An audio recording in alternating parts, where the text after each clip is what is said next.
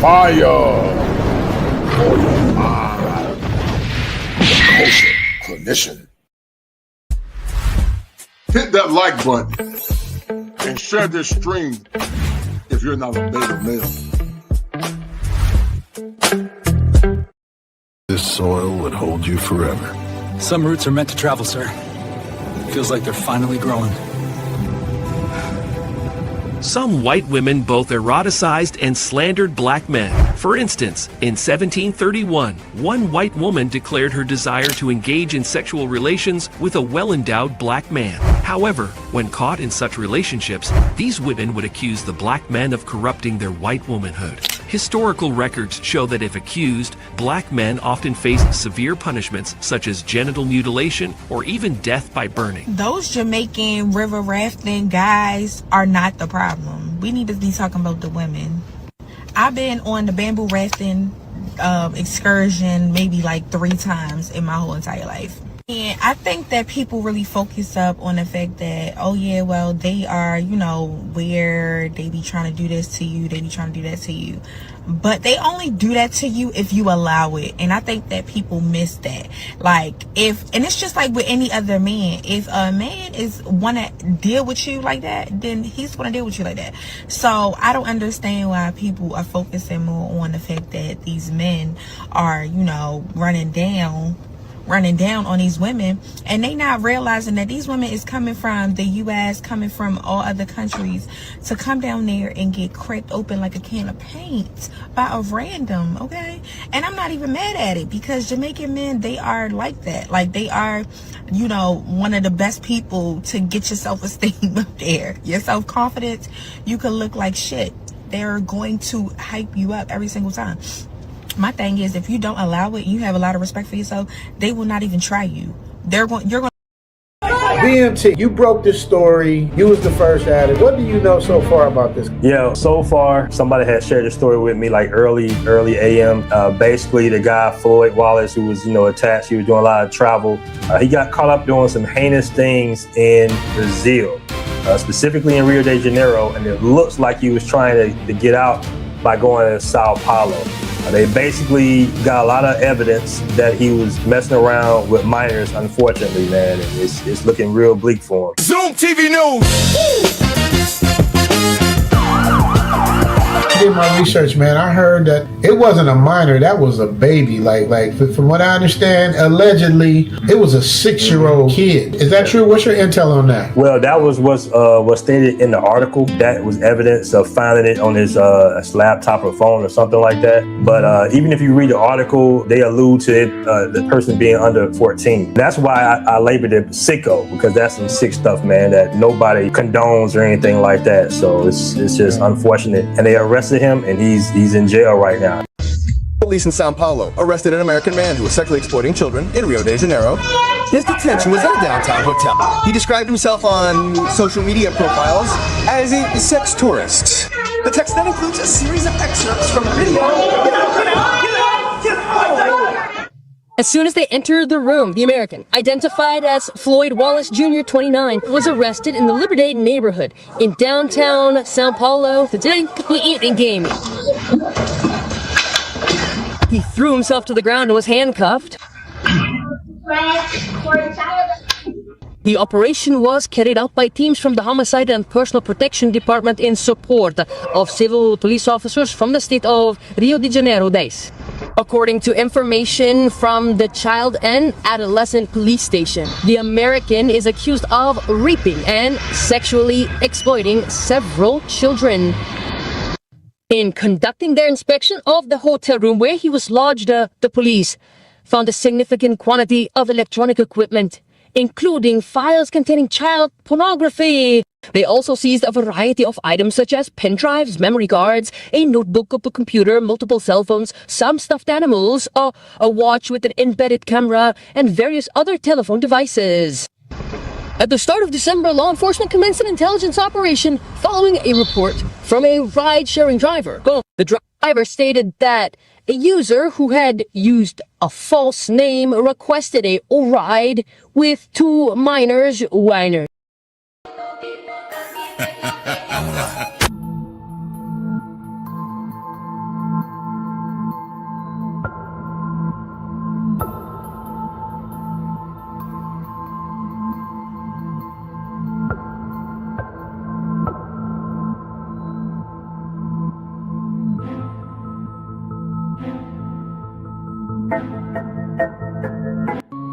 14 years old. I was 16 years old. I was 16. 17. 14 years old. This is me. This was me. This is me. When I met Jeffrey Epstein. Today, with Congress barreling towards a vote to release the Jeffrey Epstein files, President Trump suddenly changing his public tune on the issue. The president writing on social media overnight, House Republicans should vote to release the Epstein files because we have nothing to hide. He continued, the House Oversight Committee can have whatever they are legally entitled to. But the post comes after Trump lashed out at so-called weak Republicans over the bill and privately applied pressure to block the vote. Last week, the White House meeting with Republican Lauren Boebert to try to convince her to remove her name from a petition that would force a vote, which could tank it entirely. Some of the women who survived Epstein's abuse releasing this video urging Congress to vote to release all the files. It's time to bring the secrets out of the shadow. The president has the power to release the documents himself at any time, but has never done so.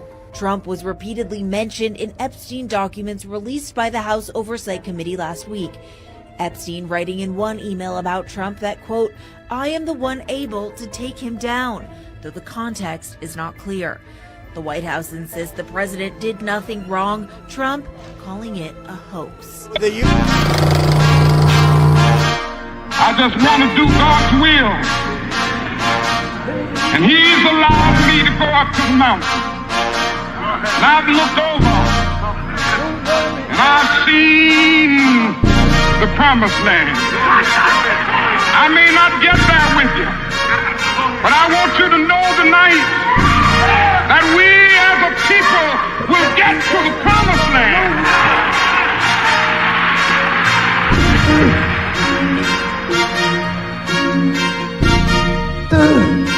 To exclusively marry black men. We are in the middle of a crisis. Black men are in crisis. And anybody who denies that black men are in crisis is ignoring the data, the science, the research, the statistics. It is not a figment of your imagination that there are not enough eligible black men to marry. It's been an honor serving with you all. Autobots, roll out. We roll. Nanobots, transform. She lie on them brothers, separate uncles and nephews and cousins and try to pin us against mothers. How you a woman but ain't got a man for protection, but you undercover? How do you think that we suffer? Thought we were sisters and brothers. Now you get birthed in the gutter. When they rap, they the same ones that cut you. Be the same ones who yelling they love you. Be the same ones who calling me nigga. After that wanna say I'm his brother. Yeah, she lie on them brothers. Yeah, she lie on them brothers. Yeah, she lie on them brothers. Yeah, she lie on them brothers. So all going on in your man, you don't get it. And using your women as splitters, then hit us. Put you in place and our family ruined. Target your boys, you don't see what they doing. We gotta beat them, you wanna join them, we just leave them. Your feminist feminism more like treason. Politics, you don't even follow leaders. First is master probably cause of your teasers. God is white. Isn't it obvious? Well, that is obvious, but we don't know if it's obvious that God is white. The Honorable Elijah Muhammad teaches us that Jesus did not have blonde hair and blue eyes. The Honorable Elijah Muhammad teaches us that the images of Jesus that are on prison walls and churches throughout the world are not historically correct, because history teaches us that Jesus was born in a region where the people had color. There's proof in the very Bible that you ask us to read in Revelation 1st chapter, verse 14 and 15, that Jesus had hair like wool and feet the color of brass. Just what are you saying? I'm not saying anything. I'm proving to you that Jesus was not, and I might quote one of our Indian brothers, he was not a pale face. This would have been a dick, you been believe it. You reap the benefits from your achievements. Penitentiary, all we get is deleted. But God on our side, baby, we gon' beat it. She lie on them brothers. She lie on them brothers. I've been on you. I'm the biggest, baddest. Separate uncles and nephews and cousins and try to pin us against mothers. How you a woman but ain't got a man for protection, but you undercover? How do you think that we suffer? Thought we were sisters and brothers. Now you get birthed in the gutter. When they rap, they the same ones that cut you. Be the same ones who yelling they love you. Be the same ones who calling me nigga. After that wanna say I'm his brother. She loud with brothers. She loud with brothers. She loud with brothers. She loud with brothers. She loud with brothers. She loud with brothers. She loud with brothers. She loud with brothers. Break up all these black men with what? And they don't give a fuck. Yeah, this man hit me with fucking grabbed a rock and it hit me in my fucking face because I wouldn't give him my number. And all y'all just fucking watch. Y'all see that shit? Y'all see that shit? What y'all gonna do? I want y'all to be a man. I want y'all to be a man and fucking do something. Y'all gonna let a man hit me in my face. Roll out. Roll out. Roll out. Fire for your mind. Kosher Clinician. If it ain't seven, it ain't kosher. Heaven and hell, that's what they told you. Real men put the strap down and we can toss them. Young heads picking back up and young dolphins. This is our culture. Now we talking kosher. Clinician, masculinity issues. Absent fathers who miss you. Mama drama don't kiss you. All a part of the ritual. This is how they get you. Separate the men, women clipping babies pretend to. Damn. Lovers, haters acting like vultures. If it ain't seven, it ain't kosher. If it ain't kosher, ain't right, gotta divorce us. If it ain't seven, it ain't kosher. If it ain't kosher, ain't right, gotta divorce us. If it ain't seven, it ain't kosher. If it ain't kosher, ain't right, gotta divorce us. This is kosher condition. 7 wonders, the whole world gotta listen. This is kosher condition. 7 wonders, the whole world gotta listen. This is kosher condition. 7 wonders, the whole world gotta listen. This is kosher condition. 7 wonders, the whole world gotta listen. Listen. Listen.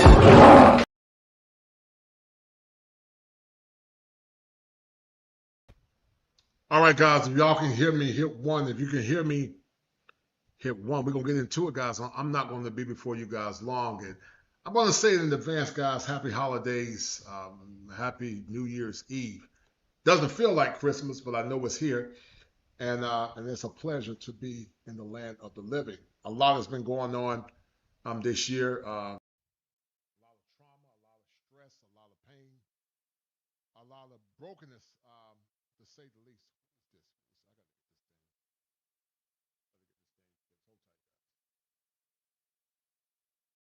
Fixed. Testing. All right. So a lot of different things have been going on, guys, to say the least. But we're going to get deep into it, guys, on today. Not going to be before you guys long.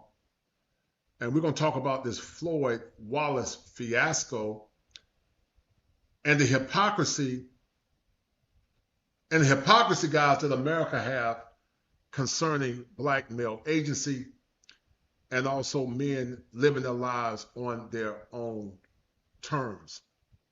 You might ask the question, why did the kosher clinician term it I'm Floyd Wallace?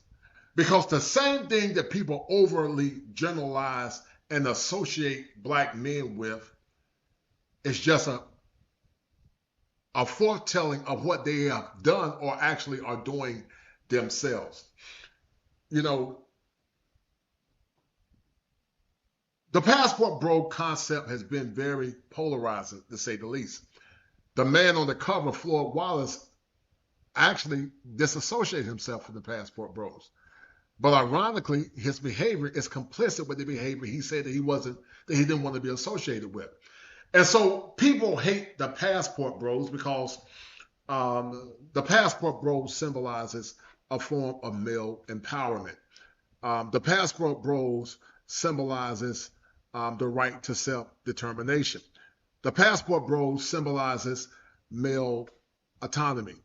The passport bros symbolizes a thought process that's not necessarily predicated in some unified organization, but it's just an expression of men saying, I'm going to do what I want to do, and I'm going to finally live my life on my own terms, and I'm going to do what's best for me. It's basically saying I don't have to ask the matriarchy or the gynocracy for their opinion to live my life out on or into perpetuity. And that's a fundamental problem because, once again, guys, I've told you before in the past that power has never conceded to anything without a struggle. And it never have, and it never will. But this whole concept with the passport bros is a false equivocation of truth. It's a false equivocation of truth. And in that false equivocation, people cannot decipher the difference between ex-tourism versus ex-districts. There are passport bros that go to ex-districts, but every brother that goes to ex-districts are not necessarily looking for X. However, there are folks that go to cities and provinces that where X is illegal, and that in itself is X tourism. But see, some folks are extremely slow. They don't know the difference between X tourism and expats going to X districts for a myriad of reasons. Many men go to X districts for a myriad of reasons, and we're going to talk about it, and we're going to get deep into it. But in the meantime, guys, thank you for the 10 that are watching. We're going to have a very powerful conversation, because the people that are denigrating Floyd Wallace, and that Floyd Wallace is complicit in his behavior, Floyd Wallace deserves to go to jail. Floyd Wallace deserves to suffer the recompense of his ignorance and also the recompense of his error. But what should not ever happen is that these idiotic people falsely equivocating any man with a passport that traveled with ex-tourism versus men that's going to different parts of the world for either travel, the potentiality of a wife, or they might go into ex-districts where the women solicit them. But see, people always assume that, all black men are just going to these areas, hurting these poor girls and exploiting them. And I mean, just making up stuff, using the passport bro name as a way to justify their pathological ignorance about what the passport bro movement is. The passport bro movement was a movement that celebrated freedom and independence away from gynocratic thought and gynocratic order, because historically black men have been seen as boys, and black men historically have never had power. And so when black men began to start getting power, then it became a problem. Now, there are some that say that black men shouldn't have, talked about and kept it quiet. But see, you got to understand that historically, black men have never been able to say it loud and proud that I have power. White men were able to keep it under the low because white men have always had power. What's understood don't have to be said. I'm going to say it again. What is understood does not have to be said.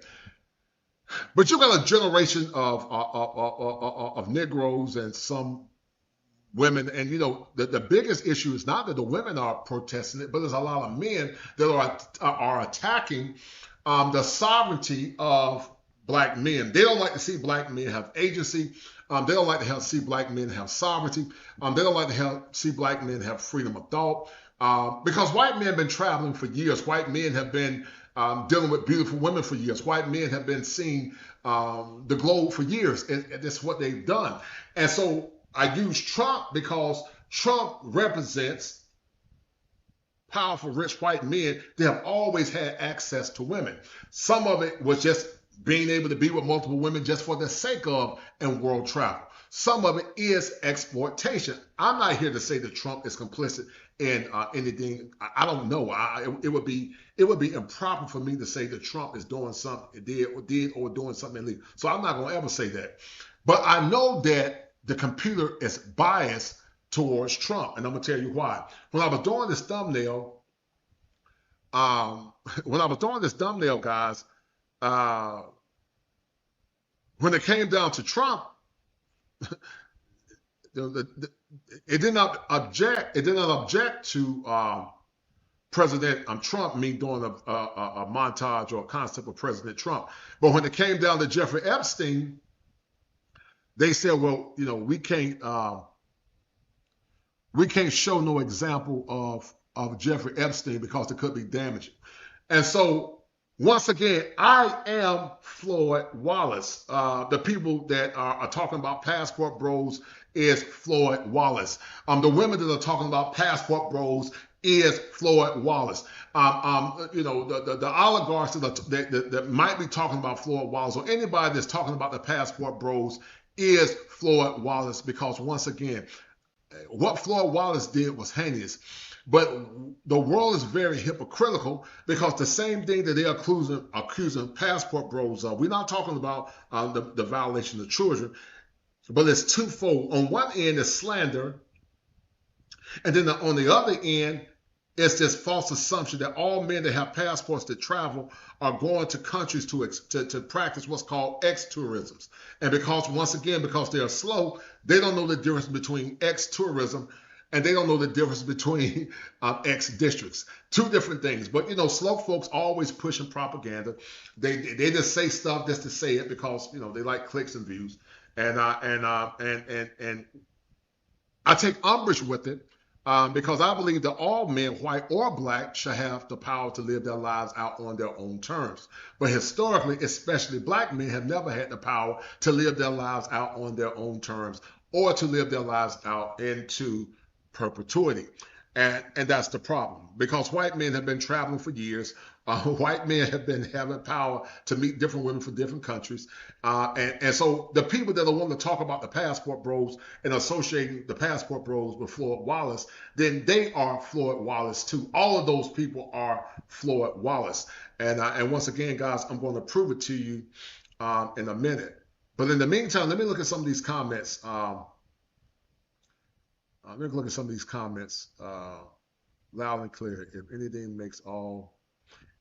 this makes all the time show the hand. Yeah. So they all are Floyd Wallace, to say the least. I'm going to talk about the difference between, guys, ex-tourism, and there's a term that I created called pan-global philia.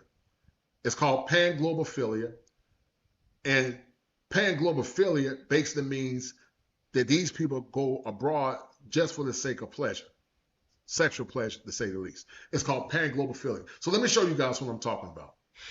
Because once again, we're going to show you guys the hypocrisy of those that have animus towards the passport bros and falsely equivocate the passport bros with Floyd Wallace and ex-tourism, which is, once again, a highly false equivocation. It's a highly false equivocation, and it's highly damaging, because what it does, it distorts or greatly distorts reality, and it greatly distorts the image of men, but also, more importantly, it greatly distorts the image of black men. And black men are trying to uphold their image, because historically black men have never been able to speak truth to power, and they're saying to do the things that they want to do. So let's look at the difference, guys. Let's look at the difference.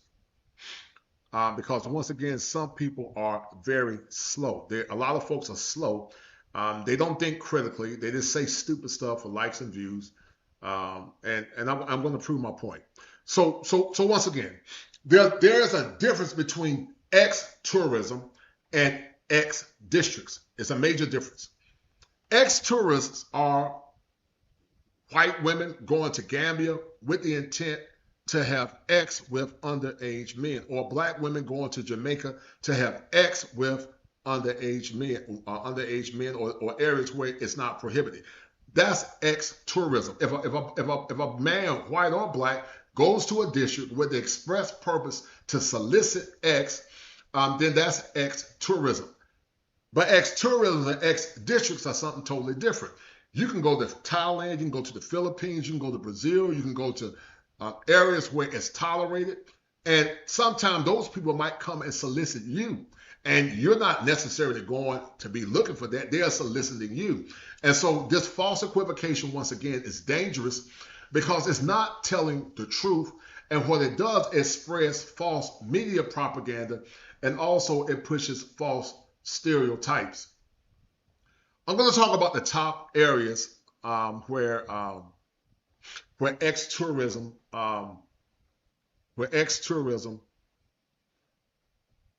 is tolerated. So hold tight. So ex-tourism is when a person travels primarily and intentionally to purchase services, often exploiting poverty, legal gray areas, power imbalances, age, money, and citizenship.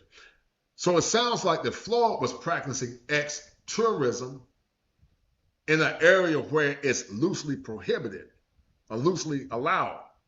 That's ex-tourism. But they associated ex-tourism with passport bros. And Floyd is not a passport bro, and neither was Jay Rello a passport bro. But because people love to take away black male agency, they associate everything negative with the passport bros, where the passport bros, once again, is just an ideology of men saying, I'm going to live my life out on my own terms. Passport bros mean different things to different men. Some people began to disassociate with it because they were dusty guys like passport pookies, or poop pirates that were going about causing chaos, and it made the movement look bad. So men that were blue book gentlemen and passport bros were all enmeshed with the social dialects like the Jay Rellos and the Floyds of the world. Key characteristics is that ex-tourism is the main reason for travel, as I said before. It often involves a short stay. It's high risk of exploitation, trafficking, and coercion. What they were trying to say and do, they were trying to transmit to black men and say that black men were complicit in tourism, ex-tourism, and exploitation. And they took the passport bro movement because they didn't like the power associated with the passport bro movement. And they said that all passport bros were into ex-tourism. And that was a lie. It was a lie. It always has been a lie. Are there men that go to ex-districts for travel, for fun, whatever that looks like? And some might even go just to tour the city. That's true. But then there are some men that are passport bros that go looking for remote jobs, to go live remotely due to the cost of living, due to economics. But also they might not go to a ex-district, but they might go outside of that district and trying to find a wife. But what's happened is that black men have always got an answer to what some of these goofy black men that are jealous of other black men's ability to travel and get their permission.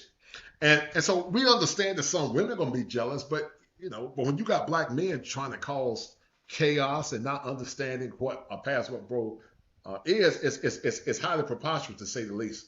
The intent matters. If X is the purpose of the trip, it falls into ex-tourism, meaning you're going to districts where X is not allowed, where the intent, expression, and purpose to coerce, force, and abandon, and also to cause harm to poor and impoverished people. So they give this broad false equivocation of the passport bros being that, which is not true. Once again, an ex-district is red light districts are geographical zones with countries or cities where X work is legal, regulated, tolerated, or historically established. If you go to areas, some areas in Africa, you go to some areas in Brazil, you go to some areas in the Philippines, some areas in Thailand, some of those areas are regulated areas where men, white and black, and some women go to do whatever. They're adults. Here in America, you got ex-districts, like in Nevada. Examples without naming specific places: licensed brothels, window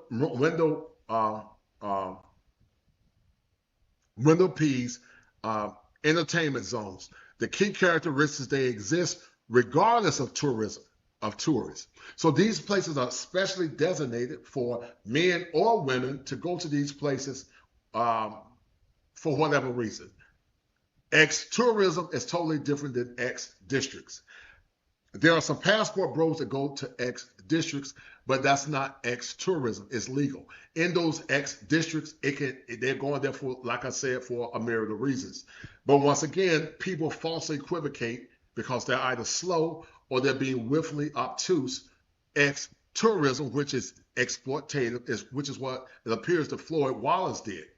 But the reason why I say I'm Floyd Wallace is because even if they're not doing what's called ex-tourism, they have done some of the behaviors that they accuse the passport bros of, which is traveling abroad. And actually, I would argue that some of, like the white women going to Gambia, that's ex-tourism, which is illegal. I will argue maybe some of the black women that are going to Jamaica, that's ex-tourism, which is illegal. So the ones that are having the hardest emphasis on black men are actually committing ex-tourism versus some of these men going to ex-districts, something totally different. The key characteristics that regardless, and so the core difference is that the primary motive is buying ex. That's a tourist, which it many times is illegal. But ex-districts are normalized local industry. The travel intent is ex first. The ex-district is incidental or optional. So there are passport bros that go to ex-districts.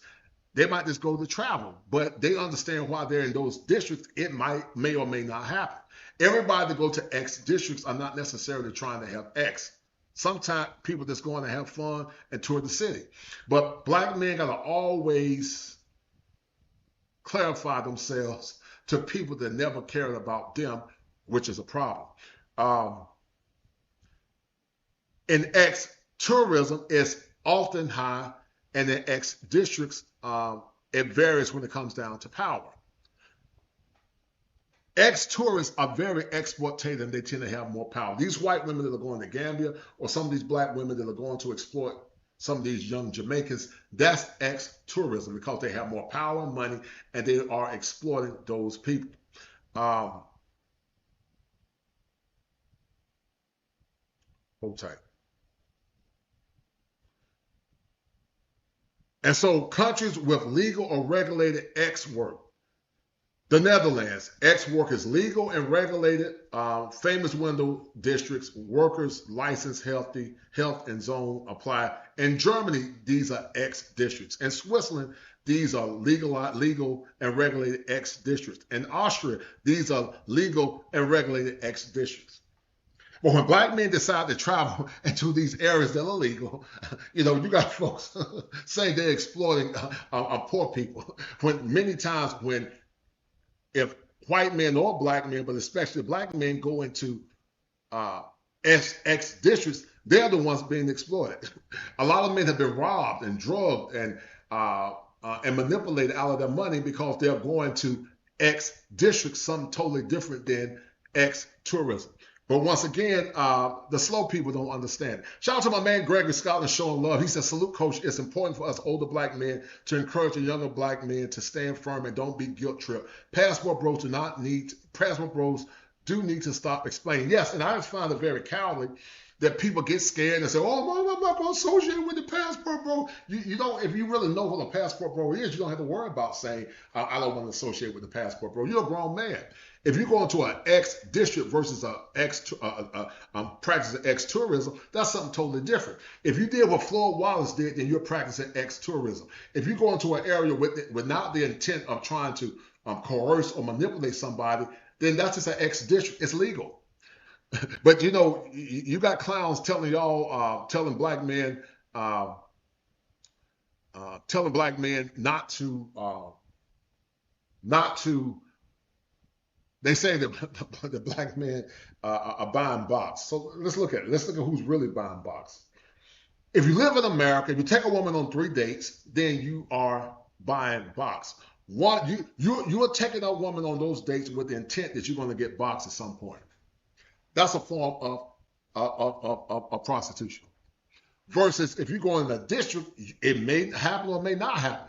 One is quick and efficient. One is less quick and efficient. And actually in America, incarcerated prostitution is worse because you might not ever get anything. And you still might take on a date and not get anything in return. And if you don't believe what I'm saying, ask Dr. Orion Taraban. Dr. Orion Taraban talked about it.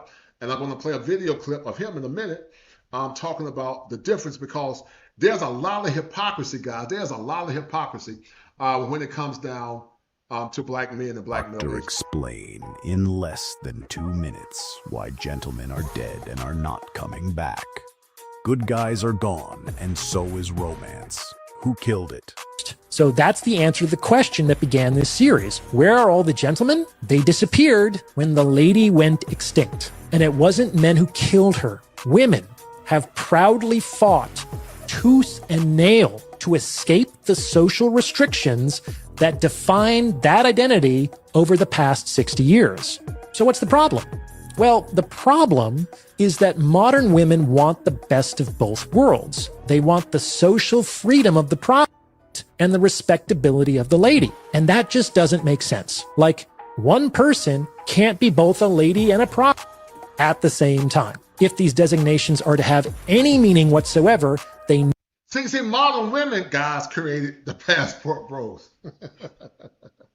Modern women created the passport bros. The passport bro movement didn't exist in a vacuum as an affront to modern women. Modern women created the passport bros. When guys were being nice and kind and take them on dates, they were using them. They were making the good guys wait and stringing them along while they were giving their bodies to guys that didn't even care. So guys got tired. They said, you know what, I'm ready to have my own agent to live my own life.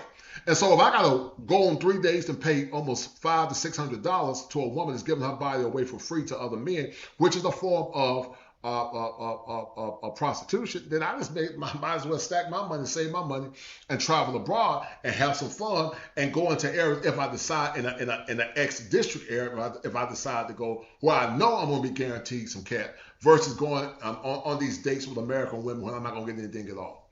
And that's the hypocrisy when you have some of these clowns trying to call out passport bros and they don't even understand that, and they're not even fundamentally calling out others for the same bad behavior. You can call out a passport bro for going abroad and traveling to meet different women from different areas in ex-districts, not tourism, what Floyd Wallace did. But yet, when men take women on 3 and 4 and 5 dates, if that woman is not attracted to him, she can curve him, and he's basically practicing in acculturated prostitution with the hope that he might get some cat. And many times he don't get it if he is not her select option. And so that is the hypocrisy. That is the hypocrisy. So why does America hate the passport bros and love hypocrisy? Well, it's simple. They don't want black men to have agency.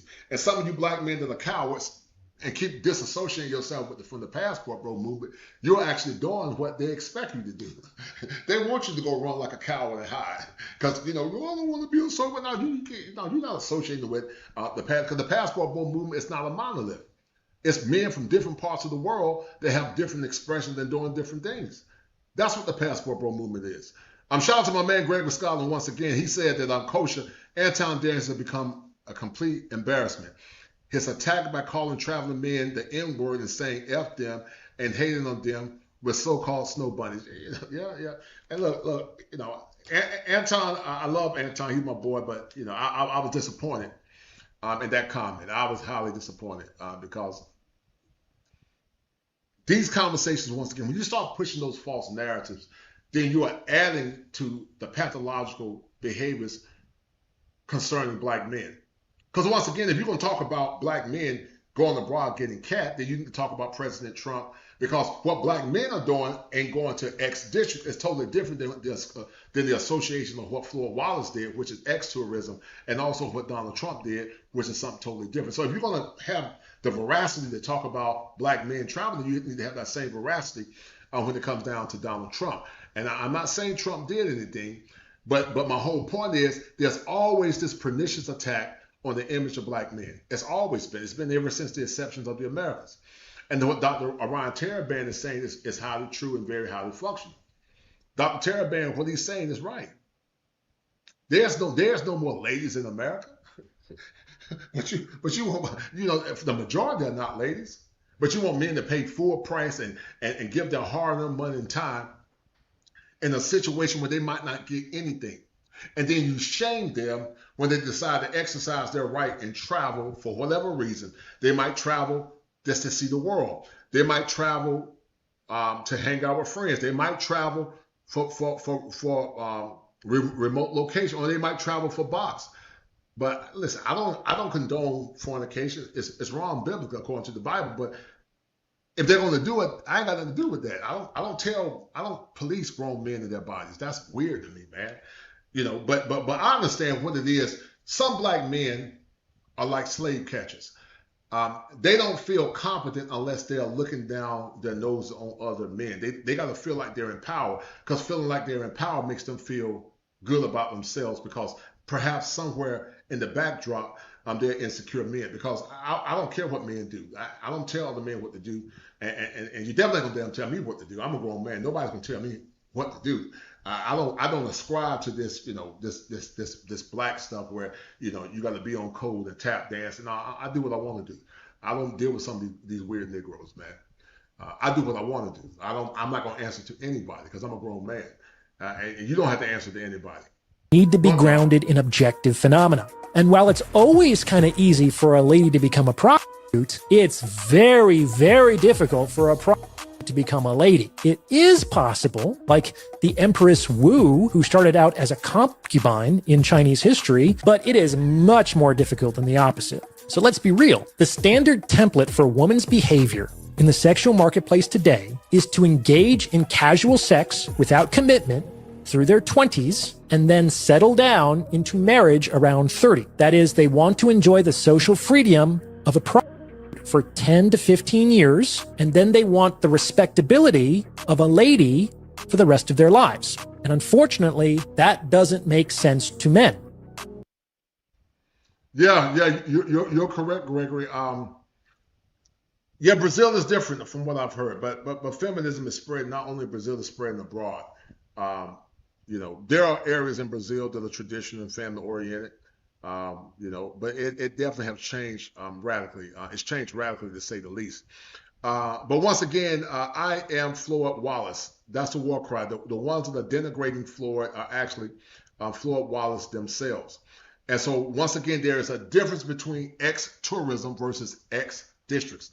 Most black men that travel go directly to ex-districts, sometimes knowingly and sometimes unknowingly.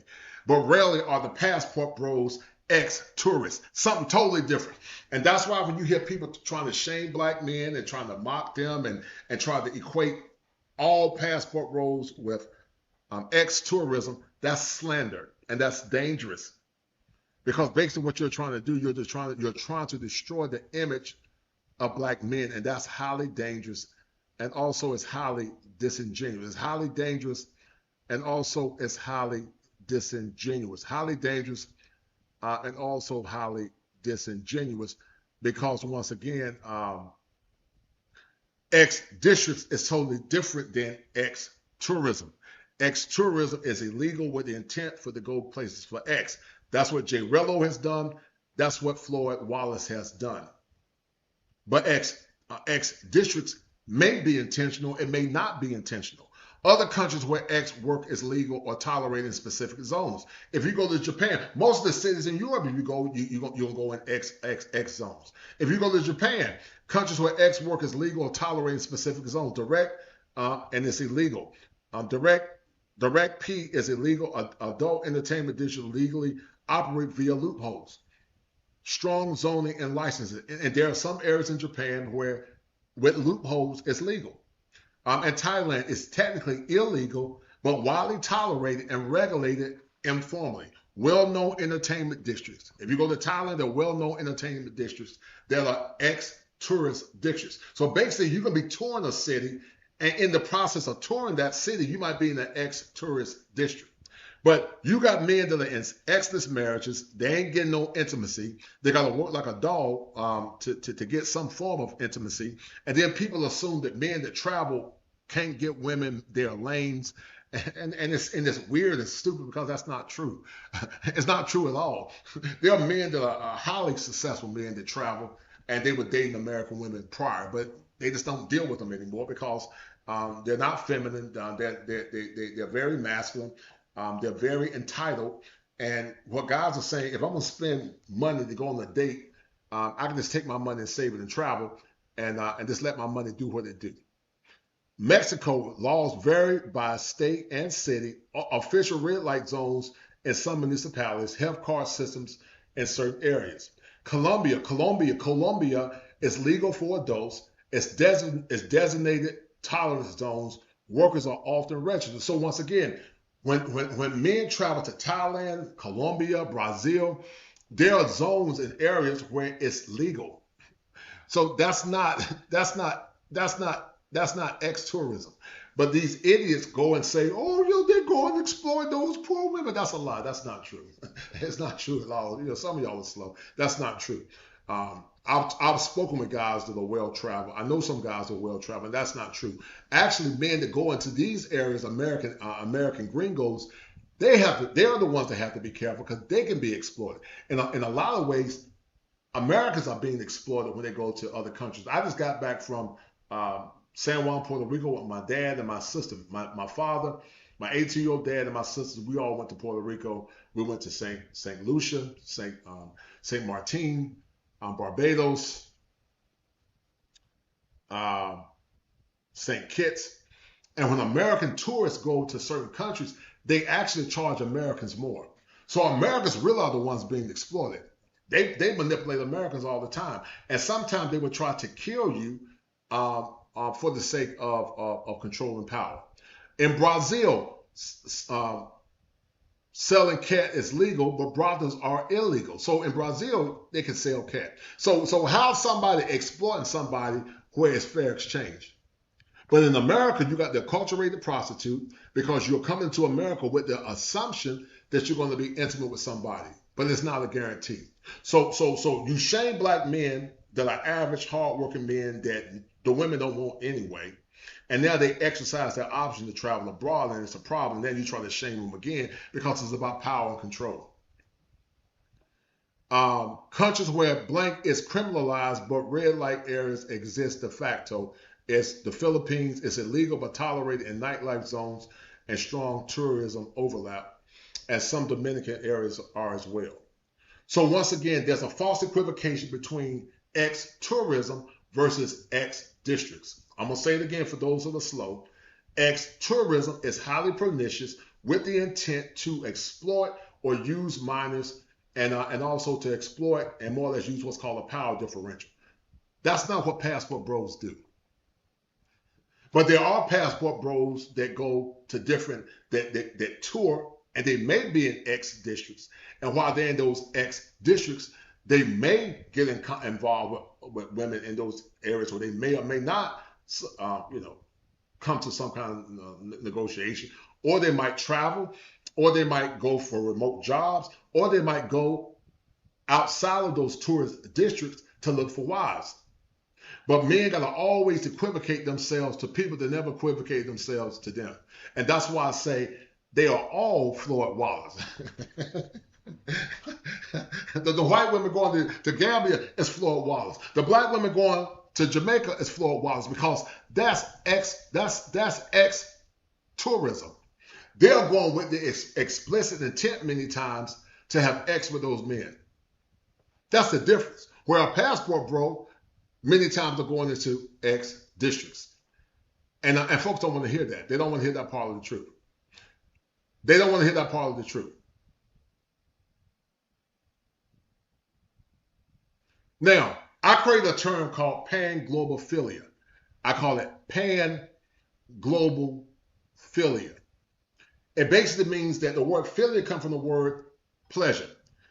These people pan the globe. Pan means across, so they go across the globe looking for sexual pleasure. It's a term called I created called pan-globophilia. They go across the globe looking for pleasure. So they're pan-globophilic. Pan-globophilia is tied to being pan-globophilic. They are pan-global sexuals. Pan-global sexuals. They go with, that's what Floyd is, and that's what Jay Rello is. Floyd and Jay Rello are pan-global sexuals. They go with the intent, whether it be in ex-tourist districts or not, to get cat. And once again, some content creators overgeneralize, or the world tend to overgeneralize passport bros or minimize black male agency because they don't want black men to have a voice, and they don't want black men to live their lives out on their own terms. And the world hates it when black men do it. Like I said, it's never a problem until the black man does it. Once again, pan-global sexual. That's what Floyd is, because that's tied to ex-tourism. That's what Jay Rello is. Overgeneralization is a false presumption that all passport bros are ex-tourists. The minimization of black male agency is that black men got to ask for permission to do things that other men or other groups don't have to ask permission for.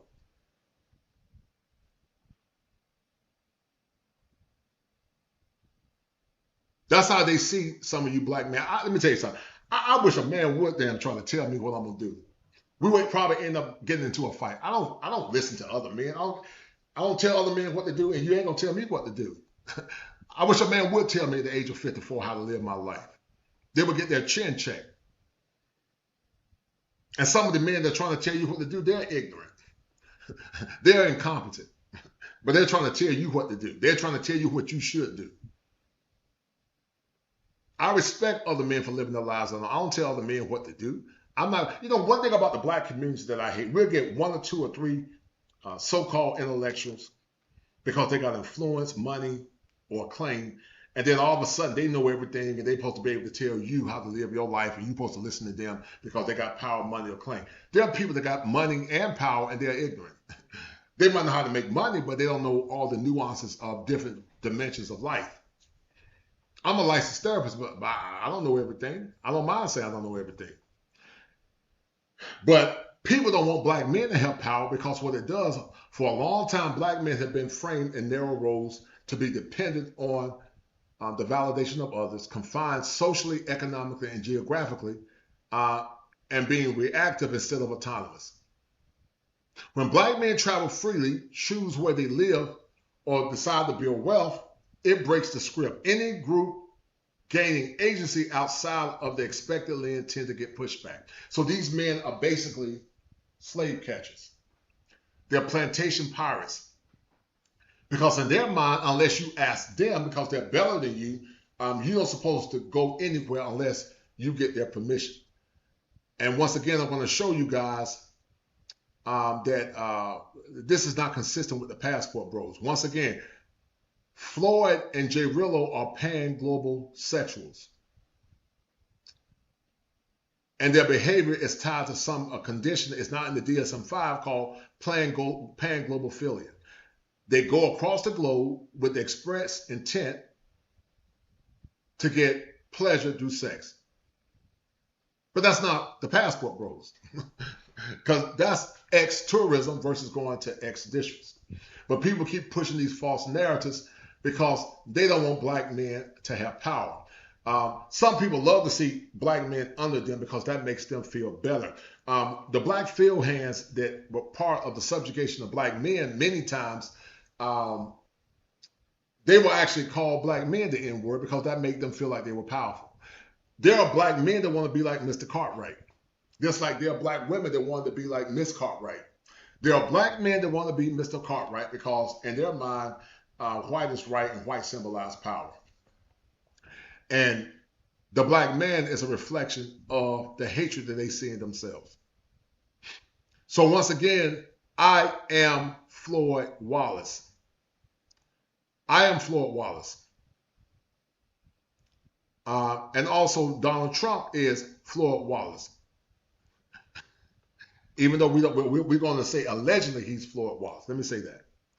So let's look at the hypocrisy guys associated with why I say these same people that are talking about Floyd Wallace and the passport bros are either doing what Floyd Wallace did, or or worse than what they're accusing Floyd Wallace of doing. So basically, what they're accusing the passport bros of is they have done something worse than what they're accusing the passport bros of doing. Thought this soil would hold you forever. Some roots are meant to travel, sir. Feels like they're finally growing. Some white women both eroticized and slandered black men. For instance, in 1731, one white woman declared her desire to engage in sexual relations with a well-endowed black man. Think about how many times over the years black men have been exploited in slavery. Shout out Chaos Reign has been exploited in slavery for whatever reason. Think about that, guys. Think about black men that were exploited in the past. Just like some of these white women are going to Gambia to exploit poor black men. Think about that. However, when caught in such relationships, these women would accuse the black men of corrupting their white womanhood. Historical records show that if accused, black men often faced severe punishments such as genital mutilation or even death by burning. Those Jamaican river rafting guys are not the problem. We need to be talking about the women. I've been on the bamboo rafting excursion maybe like 3 times in my whole entire life. And I think that people really focus up on the fact that, oh yeah, well, they are, you know, where they be trying to do this to you, they be trying to do that to you. But they only do that to you if you allow it. And I think that people miss that. Like, and it's just like with any other man. If a man want to deal with you like that, then he's going to deal with you like that. So I don't understand why people are focusing more on the fact that these men are, you know, running down on these women, and they not realizing that these women is coming from the US, coming from all other countries to come down there and get cracked open like a can of paint by a random, okay? And I'm not even mad at it, because Jamaican men, they are like that. Like, they are, you know, one of the best people to get your self-esteem up there. Your self-confidence, you can look like shit. They're going to hype you up every single time. My thing is, if you don't allow it, you have a lot of respect for yourself, they will not even try you. You're going to get on that bamboo, you're going to do what you got to do as far as the excursion is concerned, and then you're going to go home safe, sound, and in peace. Okay? They are not going to do anything that that you don't want them to do. That's ex-tourism. Those black women were going to Jamaica with the express intent to engage in ex-tourism. And so I got Trump on the cover once again because what they have accused black men of exclusively, whether allegations are true with Trump or not, is something that, you know, powerful white men and powerful men has had power all over the years. That's why I got Trump up there, because the allegation against Trump is consistent with some form of ex-tourism. But we know that there are white women that go to Gambia and there are black women that go to Jamaica with the express intent to practice ex-tourism. White women practice ex-tourism. White women have practiced ex-tourism for years. Some black women practice ex-tourism. And rich, powerful men like Trump, that's closely associated with Epstein, it might not be, well, may or may not be some form of ex-tourism. But we don't talk about them at the same vigor that we talk about innocent, average black men. That's my point. I'll say that. So her conversation is based off of the idea that there is this community of women online, as usual. Thank you, women. I love these women.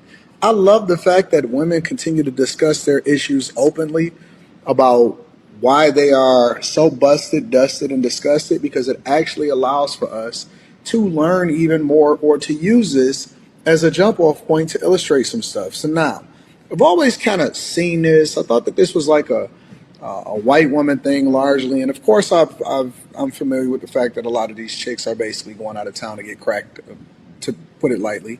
But we'll get to that in a minute. Make sure you guys. And that's the irony that many would say, you know, about Anton calling out the passport bro. That's the irony. But nonetheless, let's keep listening. Tap into the Patreon, link is in the description. Also, Teach Henley, 40% off your first order plus 20% off for life. And then last but not least, I always like to link back to the content creator, so that link will be down in the description. Always like to show love, regardless of how they feel, because it's the right thing to do. You got to link back to the content creator and give them credit. But largely, a lot of these women have basically been taking girls' trips. Now, we're going to go from girls' trips, and then we're going to talk about Jamaica. The girls' trips, we know that women ain't doing no good. Ain't nothing good that come out of 9 out of 10 girls' trips, right? And I'm talking about the ones where they're basically going with their friends. Because first of all, they don't come back liking each other.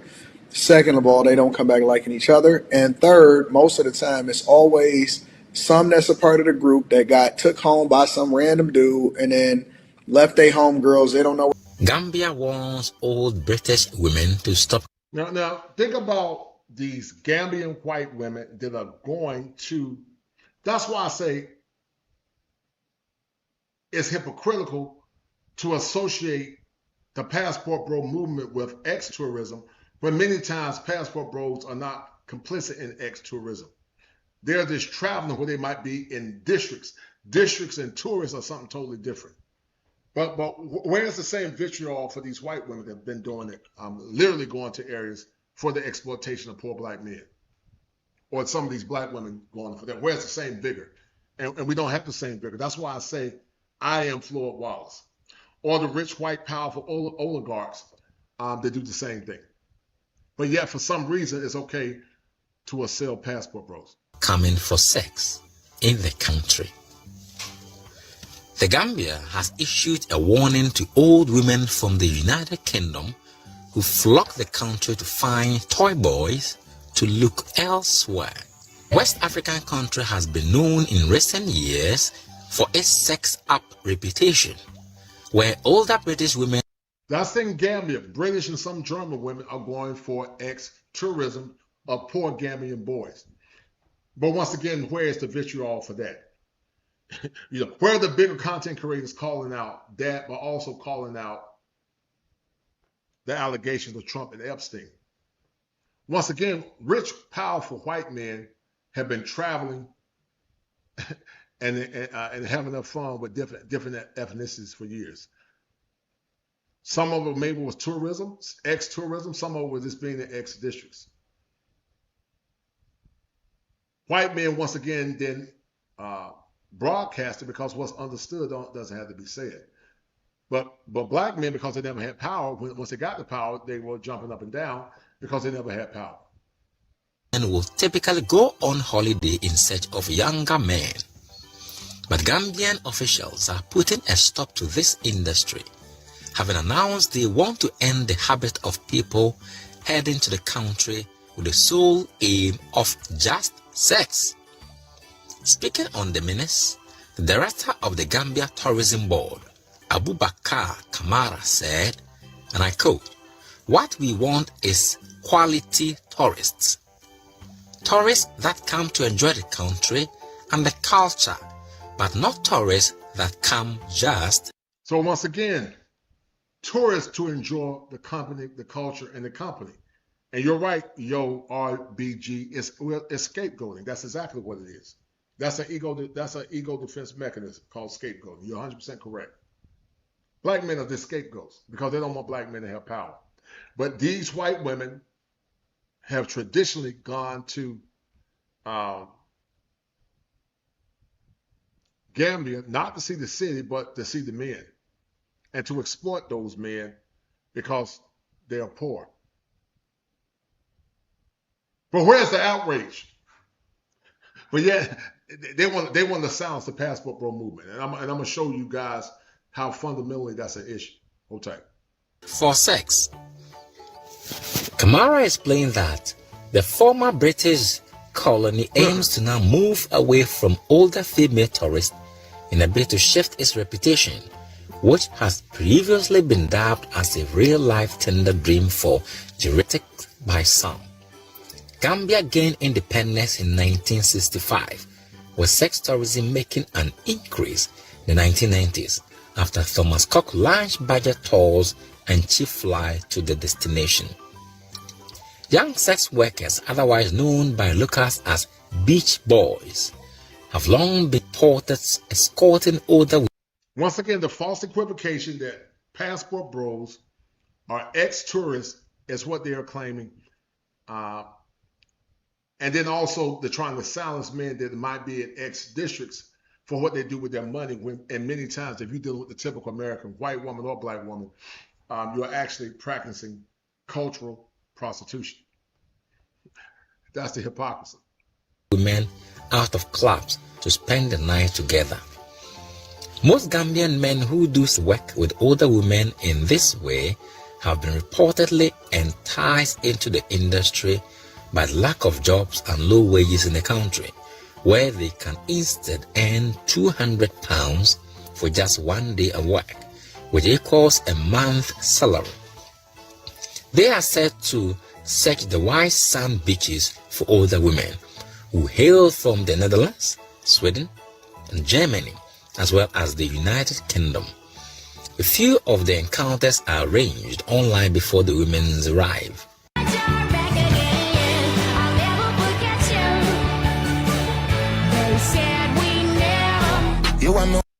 Do you guys see the hypocrisy? Do you guys see the hypocrisy? And the lack of vigor that they have towards black men to travel versus any other group. You see the hypocrisy? If you're going to talk about the passport bros and assail the passport bros, and I understand why a lot of folks started dissing themselves with the passport bros, but in my mind, you know, you need to stand firm in what you believe in and not feel like you're complicit in anything wrong to prove a point to others. If you know you're not doing anything wrong, you shouldn't say, I'm going to disassociate myself with passport bros, because now you're feeding into what's called a false narrative. Because people are not thinking critically. And once again, passport bros is not the same as ex-tourists. Totally different things. Passport bros is a broad concept with different men with different intentions from different backgrounds.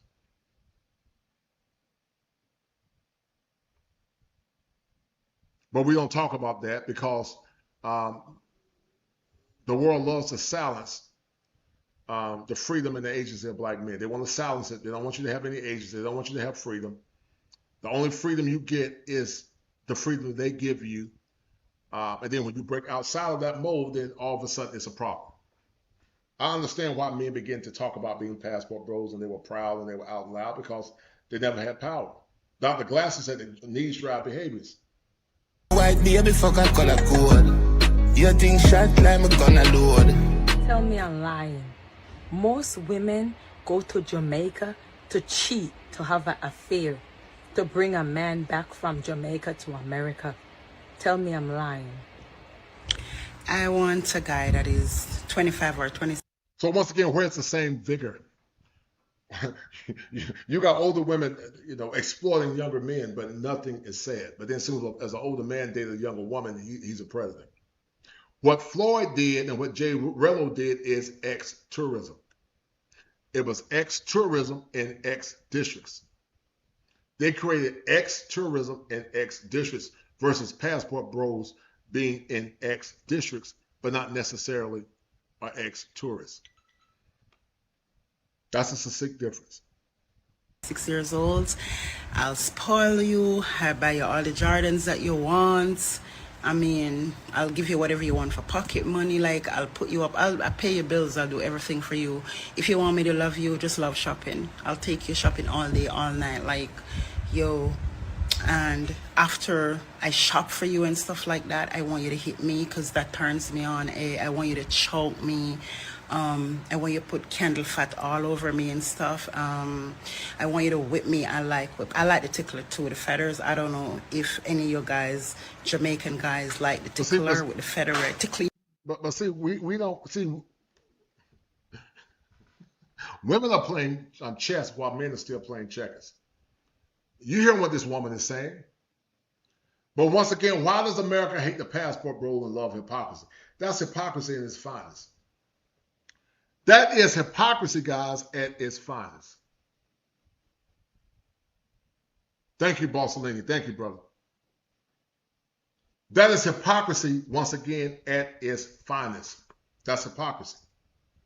Because once again, ex-tourism, which is illegal and exploitative, is totally different than being in districts where it's allowed and it's legal. But we don't say nothing to these white women that are exploiting black men, poor Gambians or poor Jamaican men.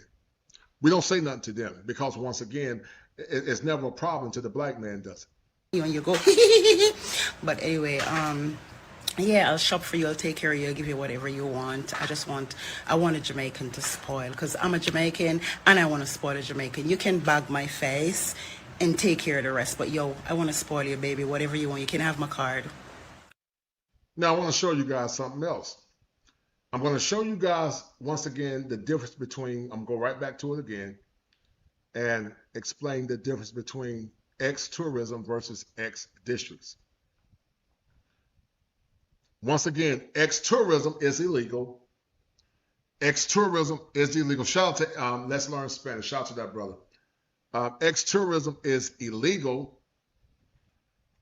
and ex-districts, it's not illegal in part. In most part, it's not illegal. Ex-tourism is exploited with the intent to destroy and to have a power differentiation over poor people or children or groups that are more or less under some form of crisis. But ex-districts are where some passport bros go for pleasure, relaxation, for touring the cities, for meeting wives outside of those districts, but also for some go for pay for play. That's a district. So once again, the broad overgeneralization is slander. It's slander towards black men, and white men been doing it for years. But Jay Rello once again was practicing ex-tourism. One could argue that Jay Rello was practicing ex-tourism. And that's called, he's what's called a pan-global sexual. Pan-global sexual, which practices a concept called pan-global philia. Pan-global philia is tied to being a pan-global sexual. They go across the globe with the explicit intent to get pleasure through sex. That's what the intentions are. And so to you guys that's saying, I don't want to associate with the passport bros, well, you need to explain your argument better, because being a passport bro is not an ex-tourist. Ex-tourist and being in ex-districts is something different. You're not doing nothing illegal. Many times, black men in ex-districts are being targeted. They're being targeted with scopolamine. They're being targeted through exploitation. Some of them have actually been killed, to say the least. Greg Wisconsin Kosher, see, I respect you, A Peaceful Life, Andre Theo, and Dr. Thunder, because you guys speak up for productive men. You all don't cower. You can't cower, man. Masculine men don't cower. I've never been the kind of man to go along to get along, man. I'm my own man. If I had to walk by myself, I'd be my own man. I'm not going to let another man tell me what to do. I don't want your money. I don't need your claim. Listen, I would rather die as a man with dignity than to tap dance and be part of some kind of political system where I'm tap dancing and kissing people behind.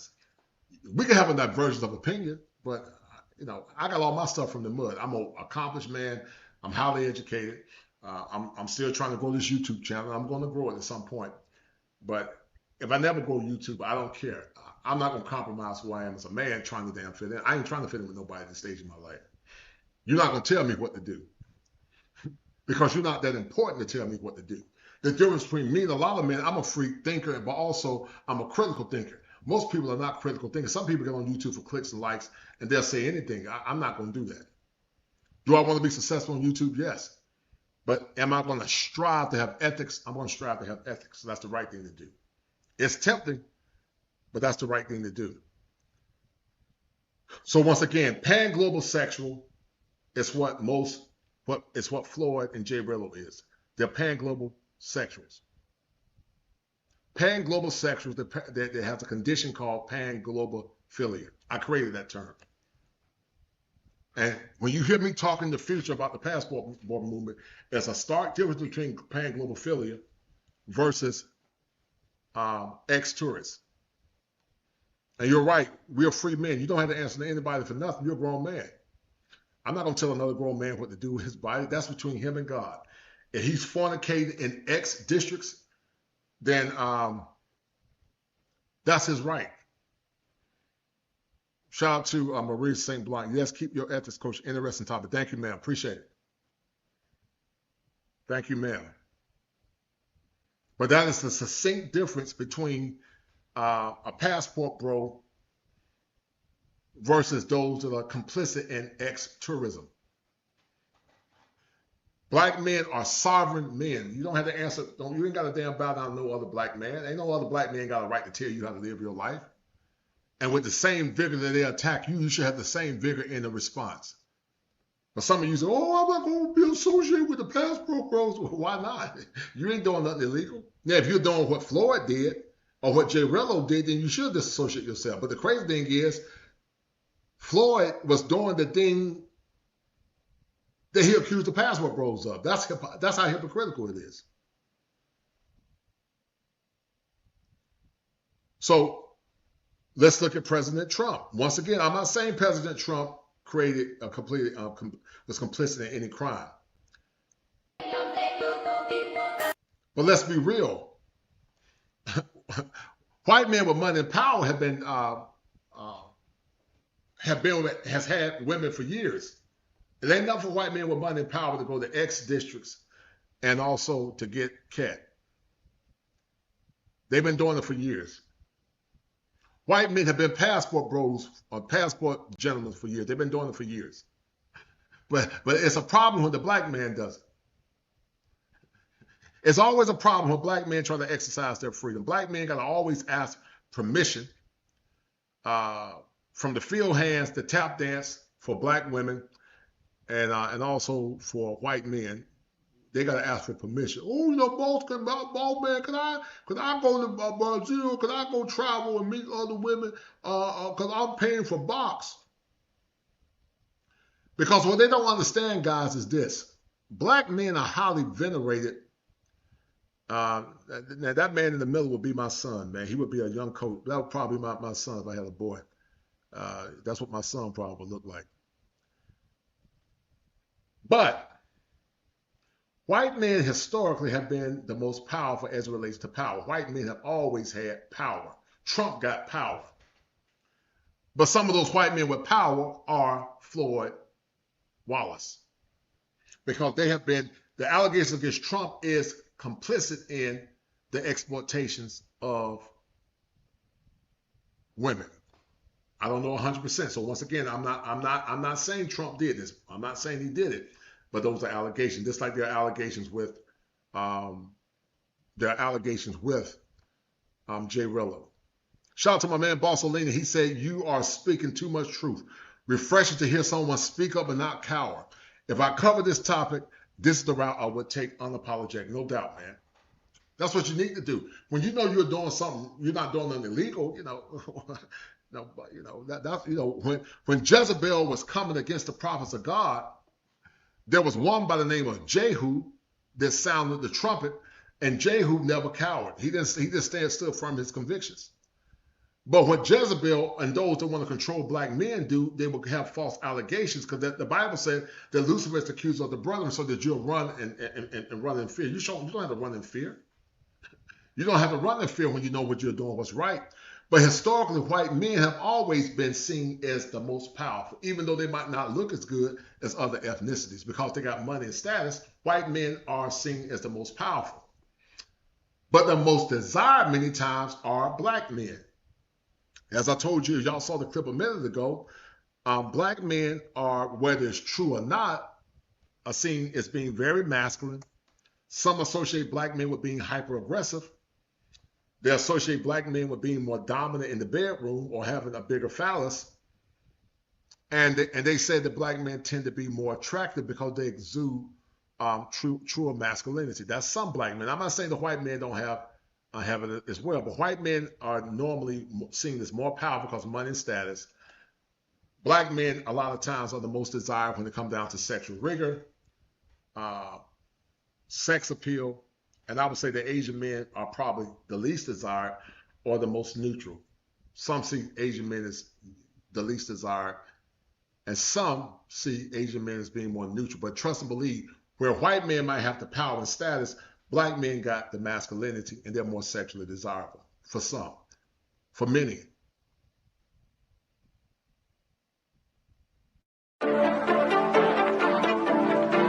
When you date a woman and she may be a potential wife, it's a competition thing all the way. I can't take it no more. They feel propped up because they feel more beholden to the government. and then their man comes second. That's why they figure that they're strong, independent, don't need no man, because they have the government. Because the men are failing us, to be honest. Guys thinking about themselves, and they'll think about you after you react. You don't hear anything about being good wives and all this other stuff. What you hear is you strong and you independent. You can do it on your own. You got black girl magic, black girl rock, but you ain't said nothing about black family. My mother is like what they consider to be the strong black woman. I feel like I projected that onto the guys that I dated. Ladies have no idea how stiff their competition really is. You have no clue how black men are viewed in the rest of the world. We are the #1 most sexually desired man on the face of this planet. They would call Jesus Dusty if he was here living in America because of the gross narcissism that a lot of our women have.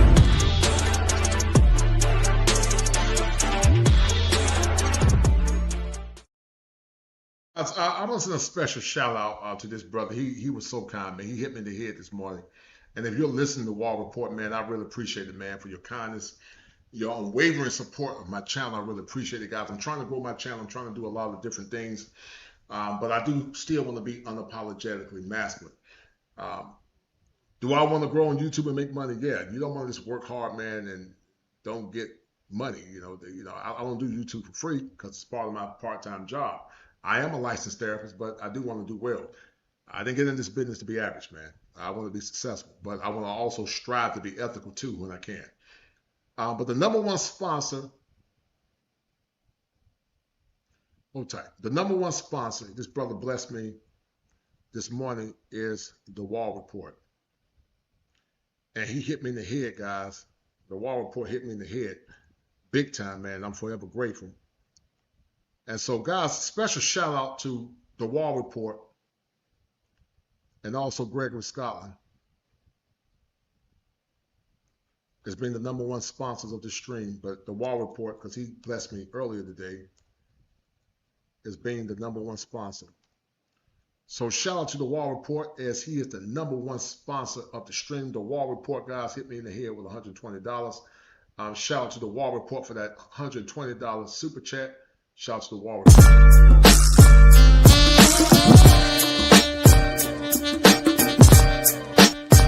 It's the money.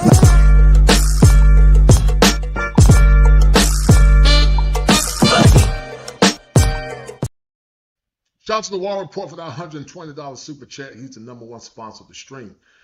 But once again, the most powerful have always been white men. The most desired black men, the most neutral, are Asian men.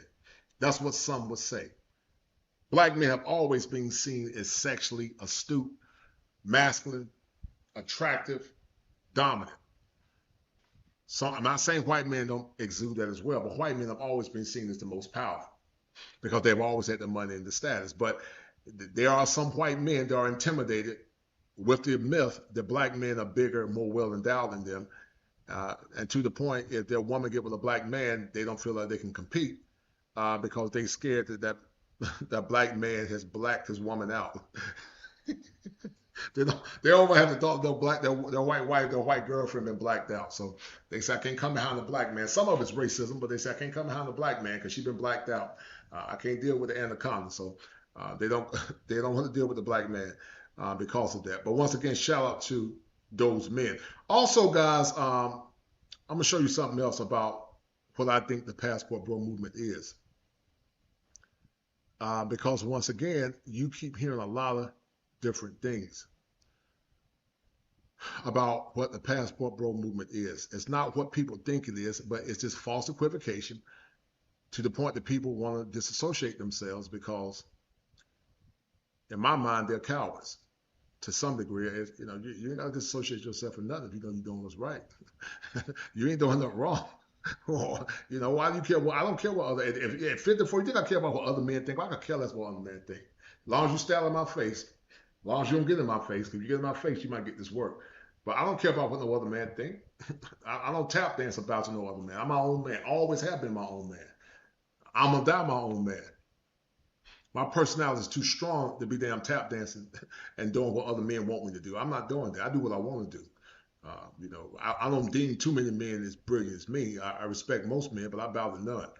Are there men smarter than me? Yes, but I know what my worth is, so I ain't tap dancing to nobody. But this is what the passport bro ideology is, guys. This is what it is fundamentally. Shout out to the Tar Heel State. And shout out once again to the Wall Report. The passport bro movement is an ideology. It's a way of life. It's about male sovereignty. Male sovereignty means that black men, white men, all men can live their lives on their own terms. They ain't got to ask for no permission because God made man first. You ain't got to ask your mama for permission. You ain't got to ask your girlfriends or your sisters or your wives or nobody for no permission. You do what you want to do. That's what men do. Real men do what they want to do. Masculine men don't ask nobody for no permission. Oh, y'all don't care about going to Thailand. Y'all care about going to, man, I'm going to do what I want to do. I'm going to do what I want to do because I'm a grown man. I ain't got to ask you get your permission to go and travel anywhere. And so this whole thing about the passport bro movement has been improperly truncated. Once again, passport bro is an ideology. It's a way of life. It's about male sovereignty and male empowerment. Demon behavior is not passport bro. And that's what Floyd and Jay Rello is doing. But see, once again, the idiots always falsely associate passport bro with ex-tourism. They'll take the worst of the worst and give a broad overgeneralization, a broad false equivocation of what the passport bros are. When in actuality, that's not the passport bros. Because the passport bro is more or less it's a frame of mind with men from different backgrounds with different intentions. Just like black people are not monolithic. I don't associate with some of these dusty black Negroes. When we were in Africa, we were not monolithic. Indians are not monolithic. Indians in America were not monolithic. White people are not monolithic. So, but somehow all black men, all black folks are monolithic. Some of these white conservatives say, oh, y'all people sold you to slavery. No, that's not true. That's not true. You're making a false assumption that all black folks in Africa were tied together and they were unified. That's not true. That's not true. I don't associate with dusty Negroes. I don't deal with them. I try to deal with progressive black men where we might have difference of opinion, but they got something that I can benefit from. But these dusty Negroes, I don't deal with them. I would never deal with Jay Rello or Floyd. I would never deal with them. But somehow people say, oh, we brothers. No, we're not brothers, man. If we was in Africa, you wouldn't be my brother. You wouldn't be my brother in Africa. If I was in Africa, you wouldn't be my brother. Because I was from a whole different tribe. So I wouldn't even deal with them, man. But see, once again, the world, they love the good lies. They love the good lies. When Kevin Samuels, guys, was before he passed away, Kevin Samuels was telling black men to get their passports and travel. And Kevin at one point was trying to bring black folks together, but Kevin realized that no, it ain't worth saving these heifers, man. There are a few good sisters left, and many times the good sisters are quiet. But Kevin was like, you know what? No, it ain't worth wasting your time on fallow ground. So Kevin was more or less saying, stop believing the good lies and get your passport. and get you a wife. Don't be over there whoremongering all the time. But if y'all whoremongering, I ain't got nothing to do with it. That's between you and God. I don't tell men what to do with their penis, man. But once again, passport bros is an ideology. It's a way of life. It's about male sovereignty, meaning men can live their lives on their own terms. And it's about male empowerment. Men are empowered to travel, explore, to find their wives, to make business connections, and to do what's best for them without the constraints of feeling compelled to do what the masses want them to do, and also using them in an unhealthy ego defense mechanism called scapegoat. Deviant behavior is not a passport bro.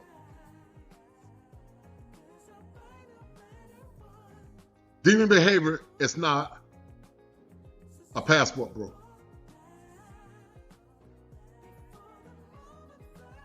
Shout out to my man, Turkish Tyrone. He said, bro, coach, thank you for standing up for black men.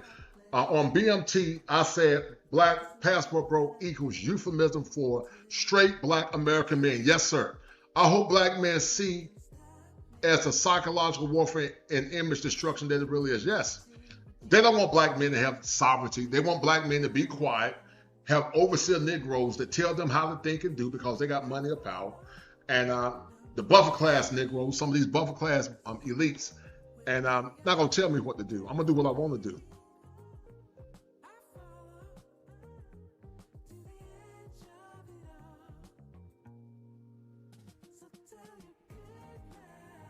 Right. I agree. Gregory Scotland said, also some men that because they have become wealthy, that makes them cool or above the rest of everyone else. That you're supposed to build your life the way they did. Yeah, I agree with that, but I'm not doing that. Listen, I make decent money. I make 6 figures as a licensed therapist, and I'm trying to grow my channel, but I'm not going to tap dance and compromise for nobody. I'm going to do what I want to do. If people don't want to associate with me, that's fine. I'm not going to be the damn one tap dancer at this stage of my life and Bojangling. You're not going to tell me what to do. I'm going to do what I want to do. I'm going to do what I want to do. I'm not going to let nobody tell me what to do at this stage of my life. You think I care about what other men think at this stage of my life? I don't care what you think about me. I don't care if you don't associate with me. I don't care.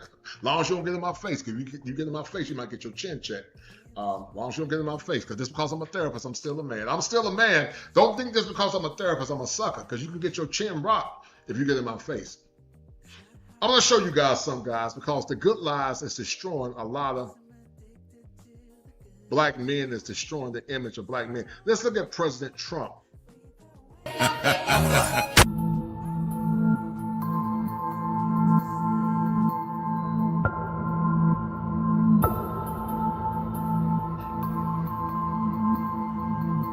And once again, guys, I'm not saying that Trump did anything, because a lot of black men voted for Trump as well as I did too. I'm not saying Trump did anything.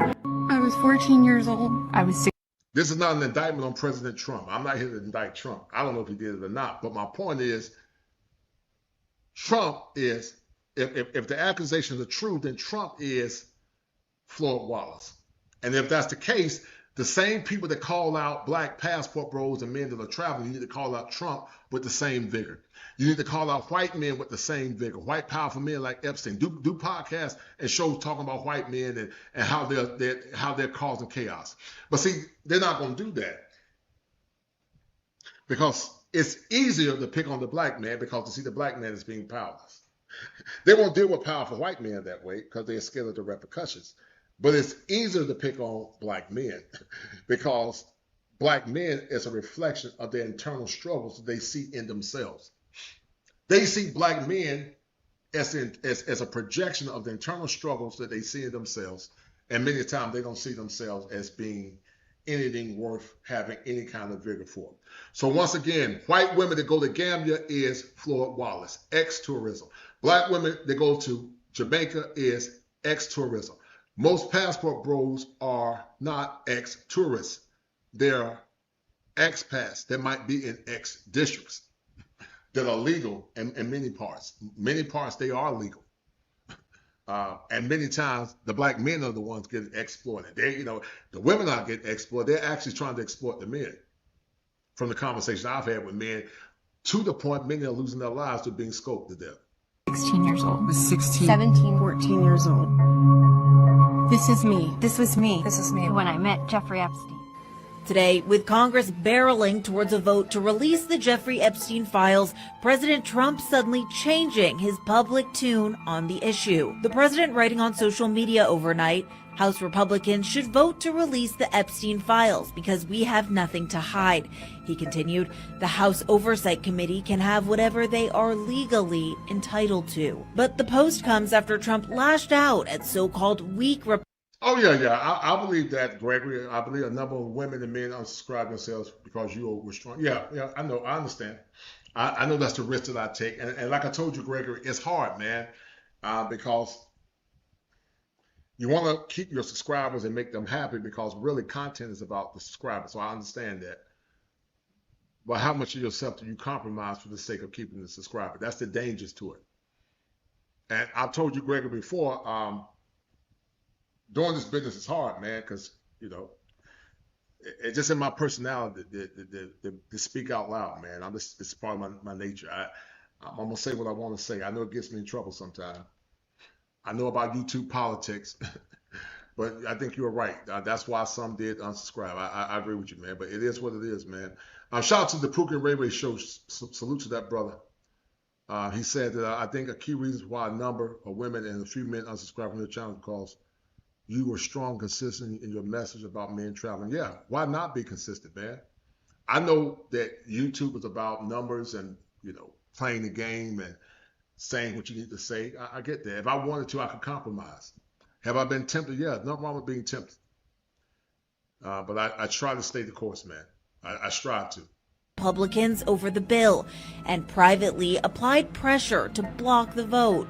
Last week, the White House meeting with Republican Lauren Boebert to try to convince her to remove her name from a petition that would force a vote, which could tank it entirely. Some of the women who survived Epstein's abuse releasing this video urging Congress to vote to release all the files. It's time to bring the secrets out of the shadow. The president has the power to release the documents himself at any time, but has never done so. Trump was repeatedly mentioned in Epstein documents released by the House Oversight Committee last week.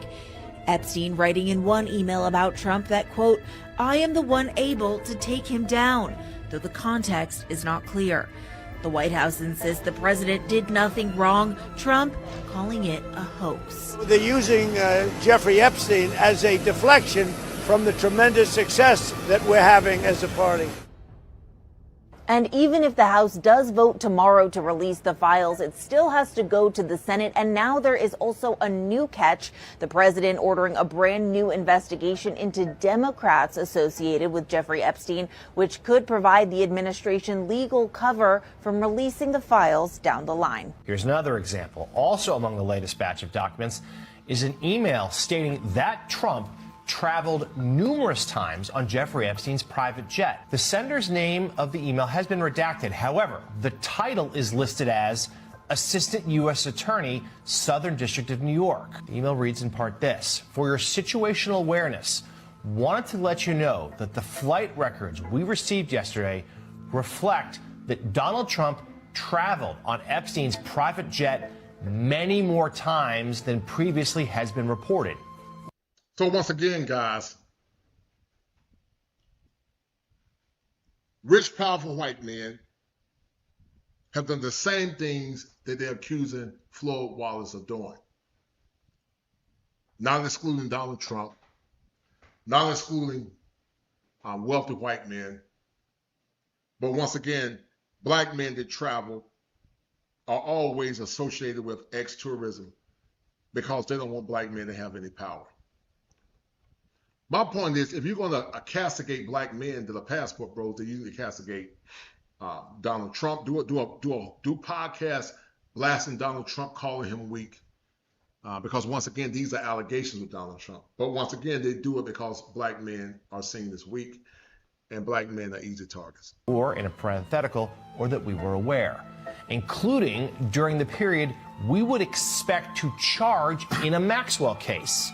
In particular, he's listed as a passenger on at least 8 flights between 1993 and 1996, including at least 4 flights on which Maxwell was also present. He's listed as having traveled with, among others, and at various times, Marla Maples, his daughter Tiffany, and his son Eric. On one flight in 1993, he and Epstein are the only 2 listed passengers. On another, the only 3 passengers are Epstein, Trump, and then 20-year-old, and that 20-year-old's name has been redacted. The email continues, on 2 other flights, 2 of the passengers, respectively, were women who would be possible witnesses in a Maxwell case. Wait, 2 of the passengers on a flight that Trump and Epstein were on? A flight that Trump and Epstein were on. Would be 2 possible witnesses in a Maxwell case? In a Maxwell criminal case. The context here is this email is from January 2020. So again, Trump Department of Justice, and per this email, that's before Maxwell was tried. Correct. That is part of that investigation. So it goes on. We've just finished reviewing the full records, more than 100 pages, a very small script. and didn't want any of this to be a surprise down the road. All So right, again, John, that's the assistant U.S. attorney saying we don't want to be caught off guard by this. So once again, shout out to the Wall Report for being the #1 sponsor. And once again, guys, I'm doing this to prove the cognitive dissonance that many have towards black men, but also the Passport Bro movement. To those that are cowering because the Passport movement, you don't be associated with it, then you need to closely examine what the Passport Bro movement is. You don't have a reason to cower and to disassociate yourself if you understand what the movement is really about. All Passport Bros are not the same. Never have been the same. It's like all black folks are not the same. But once again, Floyd, guys, got in trouble. There are allegations about him. And shout out to my man Dre from Love Crossing Borders. Good brother. Got nothing but love and respect for him. He's an excellent content creator. He did this montage for me. Thank you, Dre, for being so kind and expeditious, man, and getting this to me. And we're going to review this. And guys, I'm coming back with another show called The Plantation Pirates. We're going to have a live panel for that particular show. So I want you guys to tell me, and this live show coming up soon, why do you think so many black men struggle with black men having agency and also having freedom? Let's get into these allegations about Floyd, and let's look at it. BMT, you broke this story. You was the first at it. What do you know so far about this? Yeah, so far, somebody had shared this story with me like early AM. Basically, the guy, Floyd Wallace, who was, attached, he was doing a lot of travel. He got caught up doing some heinous things in Brazil, specifically in Rio de Janeiro, and it looks like he was trying to get out by going to Sao Paulo. They basically got a lot of evidence that he was messing around with my. Now, once again, Floyd is an ex-tourist. Now, Floyd said Floyd said recently when he was with this guy named Tom Long, the chunk, that he's not a passport bro. But see, Floyd, your sins are finding you out, Floyd, because you try to disassociate yourself from the passport bros. But what you were doing is the behaviors that you were trying to disassociate yourself. What you were doing, Floyd, are the behaviors that you were trying to disassociate yourself from. And that's hypocrisy, Floyd. That's hypocrisy. I pray to God that you didn't do what they accuse you of doing. Because I used to work in prison. And if you're a chomo in prison, you need to go ahead and get ready and say, near my God today. I'm going to pray for you that hopefully you didn't do it, man. I pray to God you didn't do it. But if you did do it, because Floyd has an extensive track record, guys, of criminal behavior. Floyd has an extensive track record of criminal behavior. But I'm going to pray that he didn't do it. Because if he did do it, I'm going to say, woe be unto him. Woe be unto Floyd if he did do it, man. I pray to God that he didn't do it. Unfortunately, man, it's looking real bleak for him. Zoom TV News! I did my research, man. I heard that it wasn't a minor, that was a baby. Like from what I understand, allegedly it was a 6-year-old kid. Is that true? What's your intel on that? Well, that was what's stated in the article. That was evidence of finding it on his laptop or phone or something like that. But even if you read the article, they allude to it, the person being under 14. That's why I labeled it sicko, because that's some sick stuff, man, that nobody condones or anything like that. So it's just unfortunate. And they arrested him, and he's in jail right now. Police in Sao Paulo arrested an American man who was sexually exploiting children in Rio de Janeiro. His detention was at a downtown hotel. He described himself on social media profiles as a sex tourist. The text then includes a series. Once again, what Floyd was doing is what white women that go to Gambia is doing, what some black women going to Jamaica is doing. That's ex-tourism. I will argue that most passport bros are not ex-tourism. They're not. So you don't have to disassociate yourself from the passport bros. Many, it just basically means black men that are tired of BS in America, they're traveling. And if they go into districts where they're having fun, then so be it. But a lot of those men going into districts, they are getting exploited too. Excerpts from a video.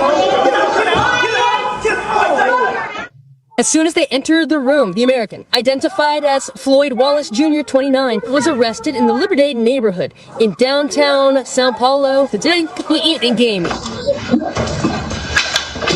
He threw himself to the ground and was handcuffed. The operation was carried out by teams from the Homicide and Personal Protection Department in support of civil police officers from the state of Rio de Janeiro days.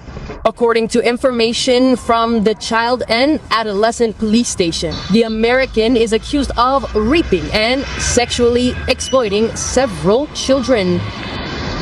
In conducting their inspection of the hotel room where he was lodged, the police found a significant quantity of electronic equipment, including files containing child pornography. They also seized a variety of items such as pen drives, memory cards, a notebook, a computer, multiple cell phones, some stuffed animals, a watch with an embedded camera, and various other telephone devices.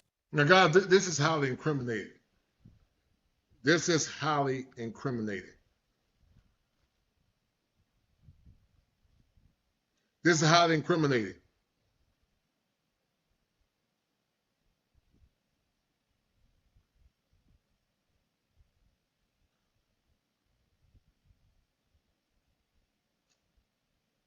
Highly incriminating, guys. This is highly incriminating. Yes, highly incriminating, man. Yeah. At the start of December, law enforcement commenced an intelligence operation following a report from a ride-sharing driver. The driver stated that a user who had used a false name requested a ride with two minors, whiners. During the ride, the man spoke with the children who said they were going to meet an older man who didn't speak Portuguese. The girls couldn't explain how they knew him. That's when the civil police were contacted. On December 18th, the police identified a user who had requested another ride with four underage girls. During monitoring, agents identified... And the crazy thing is, guys, that Floyd has had extensive criminal history with the police when he was in America, man. I pray that this is not true. I pray this is not true. Let me ask you guys a question. Do you guys think that this is an attempt to make black men look bad and Floyd is just a scapegoat? I don't know. I'm not saying it's true, but what do you guys think? Once again, the information or the evidence is definitely incriminating Floyd, guys, to say the least. That the American had traveled to Sao Paulo the previous Saturday and was planning to flee the country. This is where the teams established a perimeter to prevent his escape. A temporary arrest warrant was served for the crimes of rape of a vulnerable person and facilitating the sexual exploitation of children. His passport was also seized. The investigation also revealed that the criminal had self-identified as a sex tourist on social media profiles. According to the civil police, Floyd is a U.S. citizen and has a channel on a video platform where he posts videos of himself resisting police approaches and being arrested in various states of his native country. The foreigner has a criminal record in more than 3 U.S. states. And that's the most damning thing about this whole Floyd situation, is that he has a criminal record. I didn't know Floyd had a criminal record. Floyd didn't look like he was capable of doing such things, because he appeared to be somewhat socially awkward. But I'm going to do a show, guys, coming up. It's going to be a live. We're going to have a live panel discussion. I want to hear from the men about, is the Floyd Wallace situation used as a mechanism to scapegoat passport bros? Are they using the passport bro movement as a scapegoat based on what Floyd Wallace has done? I'm going to have a live show, guys. I want you guys to mark this down, coming up soon. Might even have Peaceful Life on the show. Him and I, we talk about it. And they talk about male agency and male sovereignty and how this is another black eye, because they don't want black men to have freedom. States for crimes such as resisting arrest, disorderly conduct, and assaulting a police officer. The combined sentences could reach 34 years in prison. Investigations continue to identify and locate other possible individuals involved in the scheme, as well as to determine if there are new victims. Letitia Mean is in front of the federal police, which is investigating, right? and his arrest, where his arrest was made. Now searching for other members here in Brazil because this gang is international, right, Leticia?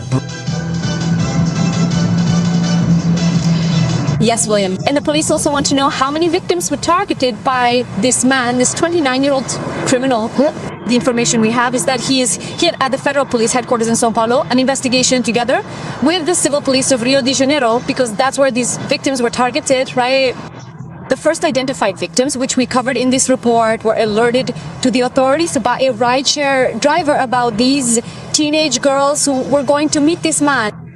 They said they didn't have much information about him, that he was a foreigner who didn't speak Portuguese, and this raised an alert among the police at the apartment. Our first live report was in front of the apartment, a kind of hotel, a lodging platform where he was staying in São Paulo. The police believe that in recent days he had been using this location as an escape route to return to the United States. Everything was very well planned. He already knew when he should post all this so that the police here in Brazil wouldn't find him. According to the investigation, he was even being financed to commit all these crimes here. Now, the objective of the proceedings... And this is a scary part. He was being financed to commit these crimes. So that goes back to what somebody, Ham 14 said. You got to ask yourself, how was he making money over there too? Too many people going abroad with no money. Yeah, man. And I don't know, look, he was making money because they said people were financing him. So was Floyd being used as a crash dummy to push illegal behavior with minors? It's possible. It's possible that they use Floyd as a crash dummy, but it's a strong possibility that Floyd might get off these charges too. If he got people use him as a crash dummy in powerful positions, but time will tell. Police, the federal police, the São Paulo Civil Police, and also the Rio de Janeiro Civil Police, William, is to count the number of victims and also listen to these families, and also we will continue to follow up, William. Thank you very much for the information. Key role, isn't it, when police forces collaborate? That has been very effective, right? Increasingly, Willen and the police are integrated, you see? You start an investigation in one state and finish it in another. This partnership is very important for combating organized crime. As in this case here, he's in jail and can provide information to other criminals who are in Brazil participating in this sex tourism, which is what he even declares himself to be doing on social media, right? Oh, yeah. If everything is proven to be true, because it's all alleged at this point. Wow, Crypto said that H know they found porn with him with a 6-year-old child. That's disgusting. That is disgusting, man. If this jackass did what they say he did, he deserved to damn rot in prison, man. Because if that's the case, Crypto AI, he's not going to make it out of Brazilian prison. Like I said, I was the CEO for 7 years, man. For 2 years and 7 years Department of Juvenile Justice. And if you're a chomo, you're going to have a hard life in prison, man. Yeah, you're going to have a hard life if you're a chomo.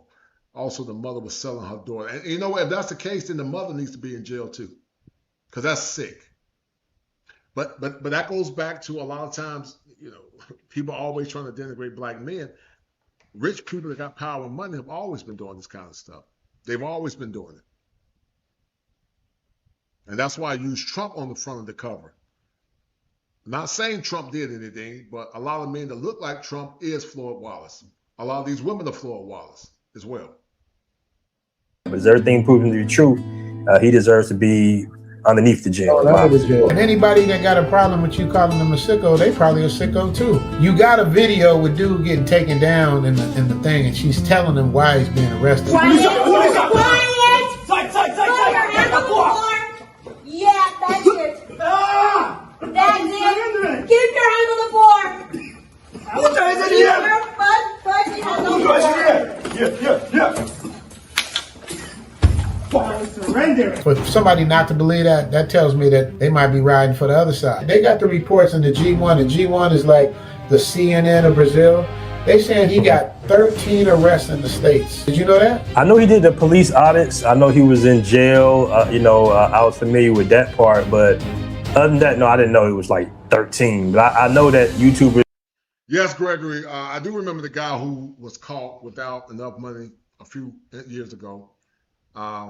Many tried to use that incident to hurt. Yeah, they did. They've always tried to use any movement to silence men because they didn't like the fact that black men were beginning to say they have power. They don't like it. Yeah, they don't like it, man. Yeah, he is associated with. Shout out to my man, International Quiet Storm. We will talk offline about this, Coach. I have my thoughts on this situation, and they will not be on WokeTube. Yeah, WokeTube is woke, brother. I'll call you, Quiet Storm, afterwards, man. I'll call you at some point later today. Definitely will do it, man, at some point, brother. And I agree with you, man. YouTube is very woke. You got to be careful what you say. Let me tell you guys something. I want all my subscribers to listen. And me and Quiet Storm have had this conversation before in the past. I want you guys to listen. I need some of my big donors like Gregory Scotland has always supported me. Listen, I want to grow my channel. I'm going to strive to do everything in my power to be ethical. But if y'all don't understand YouTube, YouTube is a business, man. It's games you got to play if you want to be successful. I struggle with playing the games. I struggle with playing the game. I struggle with being loyal to my constituents. I struggle with it. Because by nature, I'm a go-getter, man. I'm not the kind of man that likes mediocrity. I'm a go-getter. I'm a headhunter. I like to put it in. I don't like my time to be wasted, but I'm a go-getter. So with all that being said, to all my loyal subscribers like Gregory Scotland that's been supporting me since 2021, Quiet Storm, some brothers I was riding with, they fell off. That's fine. The ones that fell off, so it is what it is, man. I'm not going to compromise my message. Somebody said my audio is super low. Can you guys hear me? Somebody said my audio is fine. You might have to turn your volume up. Turn your volume up. It's not my audio. You might have to turn your volume up. Whoever said that. Turn your volume up. But anyway, I'm not going to compromise my message. Or I strive not to compromise my message. But I need you guys to understand that YouTube is a business. There's a lot of YouTube politics. I struggle because, it's just in my nature to say what I want to say, man. I don't believe nobody should be able to tell me what to do. I do what I want to do. I try to respect people, but, all this tap dancing and bojangling, I struggle with that. I know the Bible said there's a time for all things and you should use wisdom, and I get that. I get all that. But to all my loyal subscribers, understand it's a business, that I'm going to strive to be ethical in doing this stuff, that I am working behind the scene with other people to help my channel grow and to reach broader audiences. Because as much as I have good men like Gregory and the Wall Report and Balsalini and people that have supported me, being a black male YouTube content creator that speaks the truth, you're not going to make any money, man. And when you put in hours and hours and hours and hours of editing and putting shows together only to get a low outcome, you see why the other channels are growing and making money, because they're getting compensated. And so I got to get creative. Men like Dr. Ryan Teraband. Dr. Ryan Teraband is a psychologist. Dr. Teraband charges folks $1,000 for a consultation. If I say, listen, let's do a consultation with me for $150 or $200, folks don't want to pay it. and the thing about it, guys, I ain't no fake therapist. I'm a real therapist. I'm real. I've shown you guys over and over and over again that I'm real. I'm not no fake therapist. I'm the real deal, man. But it's hard. It's hard being consistent because you don't get no support. And so when you turn 54, time is everything. You can make money, but you can't make time. When you close your eyes in death, none of this mess ain't gonna matter. To the folks that are making money through YouTube by compromising their integrity and compromising their standards for the sake of money, when you stand before God, none of this stuff is going to matter, because the Bible said to the rich man, he said, "Fool, tonight your soul shall be required of thee." So the reason why I do what I do, guys, because I try to do it because I believe in heteronormative masculinity. I believe the men should have agency. If I wanted to, I could compromise. I probably could be rich and make a lot of money. But I know when I close my eyes in death, I got to stand before God, because watch this. If I'm doing what's right, I'm already rich, because the riches that men have on this side of life, it's not going to mean anything because it's all going back to dust. The people that acquire wealth by lying or compromising for whatever reason, preachers or content creators, you're not taking none of this wealth with you. When you stand before God, you're going to be giving an account of what you're doing. That's why I'm so consistent, because I'm not perfect. I've made mistakes. But I fear God. Yeah, I don't fear man. Man can destroy my body, but I'm not worried about another man. I know there are men that are stronger than me. I know there are men that can take me out, but I'm not worried about another man. As long as you don't get in my face, because don't ever confuse my profession with my manhood. I'm a man before I'm a therapist, and I don't see too many men as being better than me. I don't tap dance to no man. I don't care how much money you make. I don't care how much money you got in the bank. I don't care how great you think you are. You mean nothing to me. Because the thing that I have that a lot of men don't have is that I have ethics. I'm a real OG. I'm not a liar. I don't tap dance. Yes, I've lost a lot of money and opportunity because I don't compromise. But I understand that I will die at some point. I'm going to die at some point, and so will you men that are listening. And so you're going to ask yourself the question, will I compromise for the sake of views? Will I compromise for the sake of money?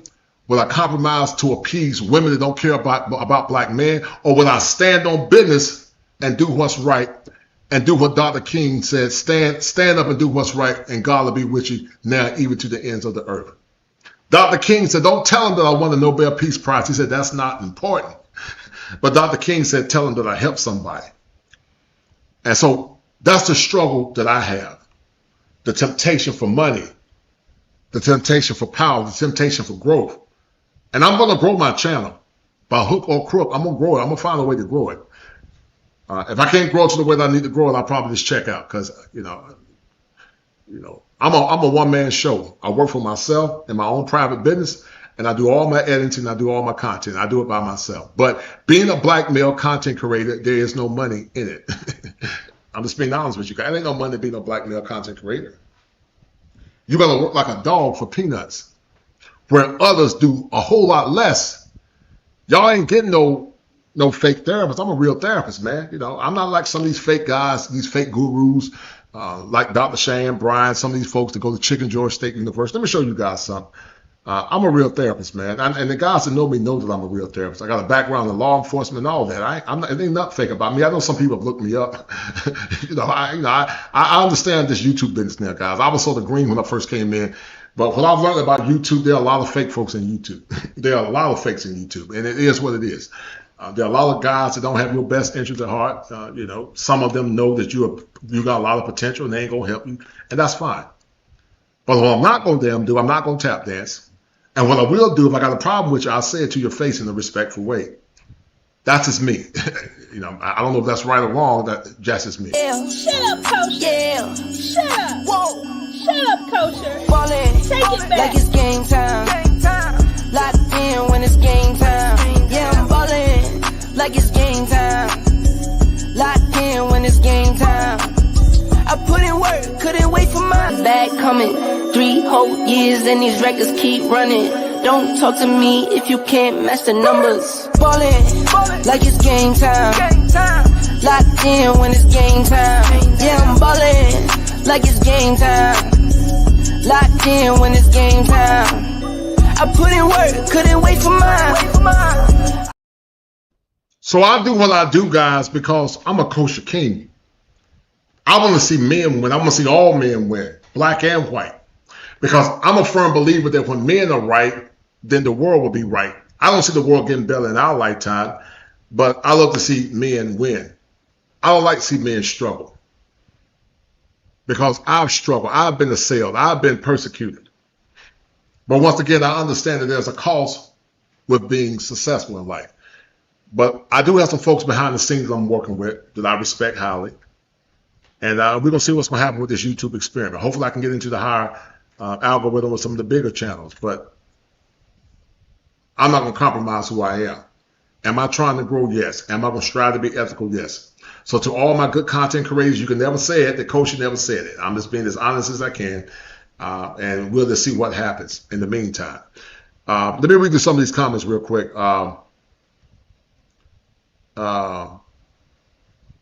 Somebody said my sound is off. And I heard him clearly.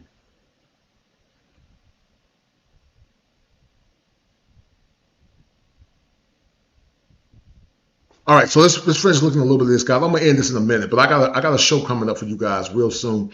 We're gonna have a live call-in, guys. Live call-in. I'm gonna play a little bit more of this, and I'm gonna end this soon. Hold tight. Just, do that. They do the little police officer. They roll up on the police and say, "Hey, I'm not trespassing," and they'll say, "Hey, you are trespassing." So I am familiar with that, but yeah, I had no idea he had 13. I think most of those arrests are coming from that, though. A smoking gun is the report saying that he used rideshare apps, Uber 99, to traffic victims remotely so he wouldn't be seen at the pickup spot. So basically, he was quarterbacking what was going on. So he knew he was doing something wrong. If you hide, then we know you're doing something wrong. So that lets us know too. But if you're standing on business, you don't need to hide. I never met the guy. I don't know anything about him. You know what I mean? If he's innocent, hopefully he can prove that. If he's not, man, he should get exactly what he deserves. They got other YouTubers running around like, the booty goon. All these people need to fry, man, because they make us all look bad. Like I say all the time, if a non-melanated person does something, he takes the hit. If a melanated person does something, we all take the hit. It's sad, man, but it is what it is. Especially in like evil acts and concerns of, minors and anything like that, man. That's sickening. What about the fallout in Brazil? Have you heard anything about what's happening in Brazil right now? You talked to Skylar, heard anybody out there? No, I haven't talked to anything about I think this is all fresh, man. Like this is all recent. We were talking about hours ago. Yeah, that's it. That's it. Keep your hand on the board.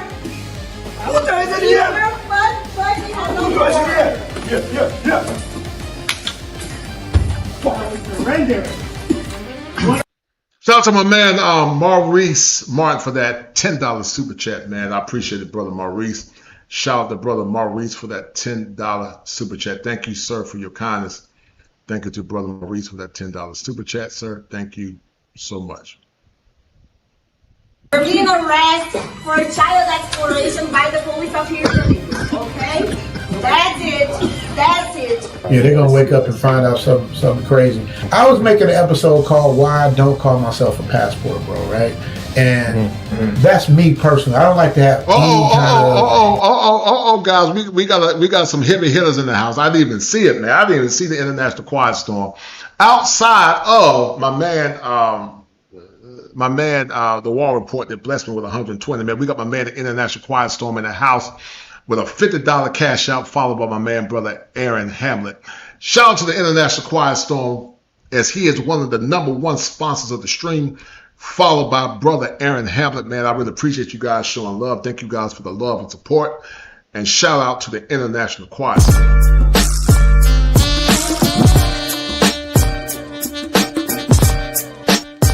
It's the money.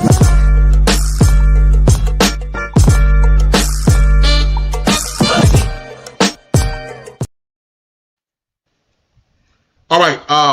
Once again, guys, we're going to have a live show coming up soon. Live panel, guys. I need y'all feedback.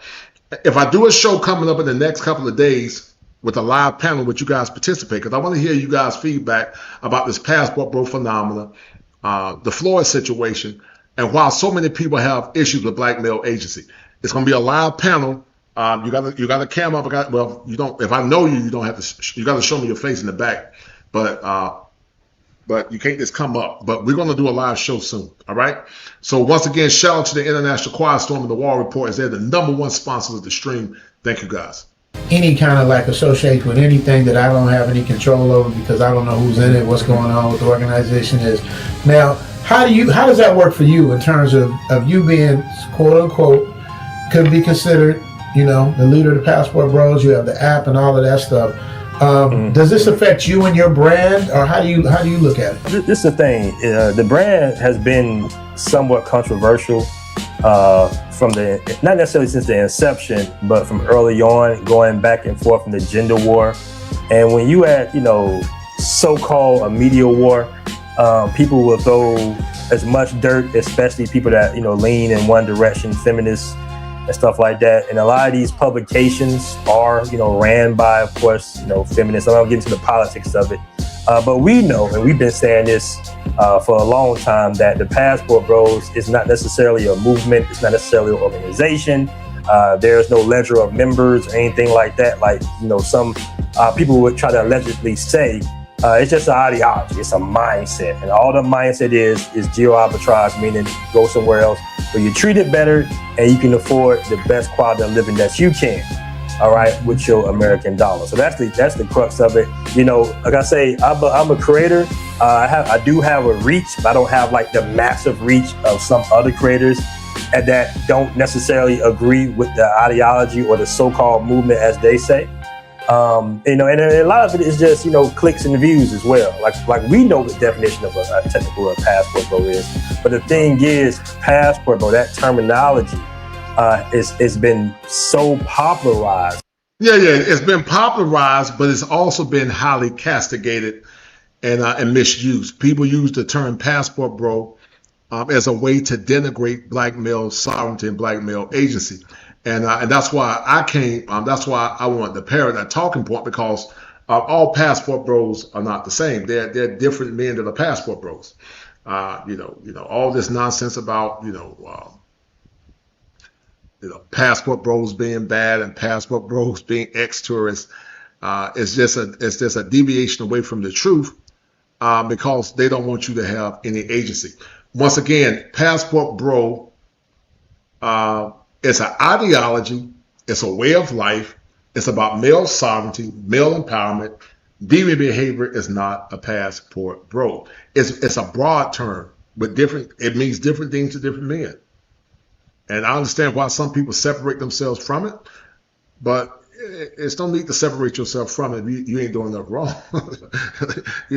But I think it is important for you to speak out loudly and clarify what it is, so that you don't get lost in the minutia. So I think it's important to talk about it and to clarify what it is, and don't waver in your convictions. It would always kind of lead to people taking shots at it because of the popularity of the name. Right? Not only is it a name that somewhat, I'm not gonna say necessarily alienate, but it's a male name with the bros at the end. Then it has like a black male orientation with the bros as well, even though we know bro is entertaining to lose with other races of guys as well.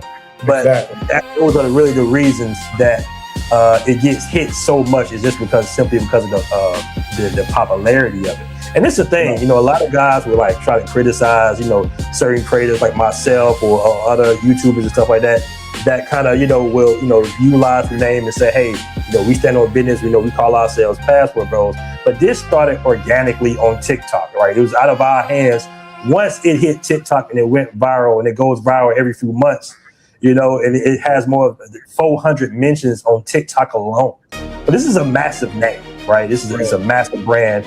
Acknowledgement, like you have people that and not only is it a massive brand, it's a massive brand that causes some to be in fear because they feel like they're losing power. When this Passport Bro thing was getting big a couple of years ago, it made a lot of folks feel uncomfortable because it was the first time the black men were speaking out loud and bold, and black men were talking about power, and black men were saying things that were unconventional. As I said before in the past, black men don't have the answer to nobody. I'm talking about traditional hardworking black men, white collar and blue collar. I'm not talking about dusty men like Floyd and Jay Rillo. All black men are not the same. A lot of times there's this false equivocation that they are, but all black men are not the same. I believe men have the right to live their lives on their own terms. Only in America where black men got to ask folks for permission, or you got other black men trying to suppress their voice. And I got a problem with that. Because, like I said, ain't no man gonna tell me what to do. I don't care about what other men think of me in general. If I know I'm right, I don't care about what somebody else is thinking. Neither should you. You stand firm in your convictions. You stand firm for what's right. And don't worry about the rest. When you get a certain age, you don't care about what folks think because you realize you ain't gonna be here forever, no way. So why should I care about what somebody else thinks?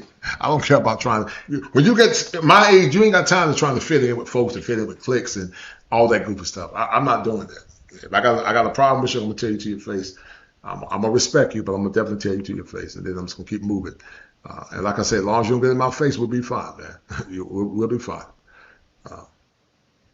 Might have heard of certain brands, but come on, 400-something million mentions on TikTok alone. Right. So it's a lot that comes with that. Quiet Storm said, I associate with the Blue Book Gentlemen. We are the elites in international travel, business, and network. Yes. So Blue Book Gentlemen are really like it's like a subgroup of Passport Brothers, but they call themselves Blue Book Gentlemen. They are what I call bourgeoisie Negroes. The Blue Book Gentlemen are more the bourgeoisie. They're the upper crust. Quiet Storm is a bourgeoisie. He is a elite black man. He's top dollar black man. He ain't no, Quiet Storm is up there. I'm not gonna put his business out there, but trust and believe he is elite when it comes down to earning. Very elite. And so the Blue Book Gentlemen are subsets of the Passport Bro movement. That's what the Blue Book Gentleman is. It's a subset of the Passport Bros. There's a lot that comes with that. It's unfortunate that they would tie something as heinous as this, because we all know that guys aren't doing that. Like, that's an individual who did some sick ish. Right, and Aaron is correct, because they're not doing that. But once again, they love to falsely equivocate Passport Bros with ex-tourists, and also with they love to falsely equivocate Passport Bros and Blue Book Gentlemen. They might go into tourist districts where that's allowed versus ex-tourists that explicitly exploit women, girls, children, or whoever. Two different things, but they love that false equivocation because they want to mimic and destroy anything associated with black male agency, because a lot of it's tied to feminism. Feminism wants to undergird and destroy anything associated with power. Like I told you guys, it's always been about power. It's always about power. Power and strength. And that's why you should never run for anything if you know you're not doing anything wrong. If allegedly. All right, so basically the title says American investigated for ex-tourism and grooming for minor recruitment in Rio is arrested in Sao Paulo. Okay, that's what the title says. Let's go. Yeah,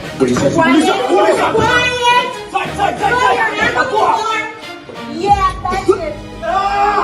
That's it. Keep your hands on the board. Yeah, I appreciate the way you handle this kind. Yeah, I appreciate that, Coastal Man Swift 4145. Yeah, I think what leaders do, man, leaders, Coastal Man Swift, speak up when it's not always expedient to speak up. Cowards can always hide, but what leaders do is speak up and speak with conviction and speak with courage. That's what leaders do. So thank you for that kind compliment, Coastal Man Swift 415, man. I appreciate that, brother. You showing that kind of compliment. Thank you.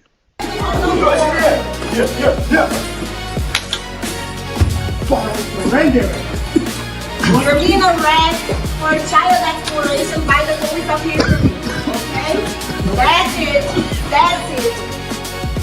All right, so it looked like they might have hit him with the mace. I have yet to have seen several guys overseas with Passport Bro t-shirts on, raiding, causing chaos, as if like some of these media outlets and some of these anti-Passport Bro people are claiming.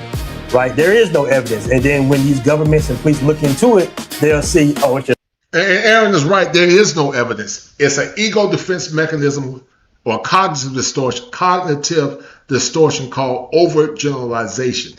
We take one or two bad apples like Floyd and Jay Rello, and we falsely equivocate all black men associated with the movement, because Floyd is not a Passport Bro. He said it, and also Jay Rello. But once again, ironically, the disassociation of Floyd as it relates to the lies against the Passport Bro, that's what Floyd was actually doing.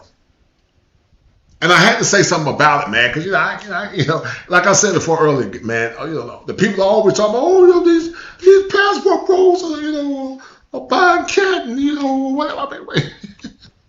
Why do you care? Why do men care about what other men are doing? Other men ain't got an answer to no other man. The only man men got an answer to is God. And if men are doing detrimental things like Floyd and Jay Rello, then men need to speak out. But they don't like it because they've never seen black men speak out. This whole internet thing now has given black men power, and white men as well. And the world don't like it. They want black men to be quiet. They want to shame black men. Your mama black. Stand up for the black community and all this goofy stuff. But yet nobody cares about black men and what they want and what they desire. It's a hashtag. It's an internet terminology, right? It's really, the investigation stops there because they see quickly, oh, it's just it's an internet name. So it's getting to that point because, like I said before, it's such a popular term. It's not going to stop. Now, before we sign off, I want to give a shout out to BMT for giving me this interview. And I also want to talk about the reality of what this man Floyd is facing. We need to be clear. Floyd Wallace Jr. is innocent until proven guilty. Everyone deserves their day in court. But understand this, the Brazilian justice system is not the American justice system. In Brazil, crimes against children are known as crimes hediondos, heinous crimes. That means stricter rules, harder time, and often no bail. If the allegations are true that he exploited a child under 14, he is looking at 8 to 15 years in Brazilian penitentiary under Article 217-A. And let's be real about what prison is like for this specific crime. It doesn't matter. And Maurice Martin 2982, you're 100% correct. The reason why feminists are so strong is because men are weak. And it's so true. Evil happens when good men stand back and do nothing. That's why evil proliferates. When you sit back and don't say nothing, you're part of the problem. You're actually complicit in the evil when you don't stand up and say nothing. And that's very true on Maurice Martin. Very true. Very true. If you're in Rikers Island, Bangkok Hilton, or a favela jail in Rio, this federal police just audited him. And they found a discrepancy that might cost him his life. Yeah. Some people are saying he might not make it in there. So I want to hear from you guys. Go to the comment section right now. Do you think this is a setup? Do you think the Brazilian government is targeting American men? Or do you think he did it and deserves everything he got coming to him? I think it's a combination of both. I think they are targeting American men. It could be some kind of international war. And it's a possibility that Floyd did it too. Strong possibility that he did it. But they did the same thing with Austin Holloman a while ago, guys. I got a show coming up, guys, soon. I need you guys' feedback. I'm going to have a live show. I'm going to have a live show, and I want to know if you guys will be part of the panel. We're going to have a live show panel. We're going to start off, and I might have Peaceful Life up there. And so I'm going to have a live show, and will you guys participate? I want to hear you guys' feedback. Participate. All right. I'm going to play a little bit more of this, guys, and I'm going to end it. We're going to stop it because I got another show coming up. Maybe not tomorrow, but maybe Friday or Saturday. It's going to be a good show. All right? Let your voice be heard. Let's get into it. Brazilian authorities have arrested an American in connection with a serious criminal investigation involving the exploitation of minors. Floyd Wallace Jr., a U.S. national, was taken into custody following an operation led by Rio de Janeiro Civil Police with assistance from law enforcement from Sao Paulo. According to investigators, Wallace is suspected of facilitating and participating in the sexual exploitation of young ones, using digital platforms and transportation apps to arrange encounters. Police say the case is part of a broader effort to combat child exploitation involving foreign nationals. Authorities seized electronic devices during an arrest, which are now being analyzed as part of an ongoing investigation. Wallace remains in custody as Brazilian courts review the case. The following video shows footage related to the arrest and police operation, so check this out and I'll meet you on the other side. Children in Rio de Janeiro. Mr. For Your Sister, he said, I do think that these governments are targeting American men. Floyd is autistic. He's on the spectrum. I thought Jay Rillo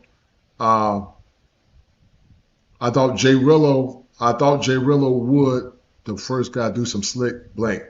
Yeah, that's a strong point, Mister, for your Mister, for your sister. What's up, Pablo? How you doing, brother? Good to see you, man. Pablo, good brother. I got a show coming up, Pablo.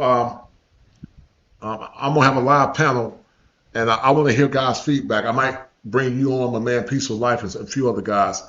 We're gonna have a live show coming up talking about passport bros and also the plantation pirates that are trying to subjugate male sovereignty. So shout out to Pablo, shout out to that brother. His detention was at a downtown hotel. He described himself on social media profiles as a sex tourist.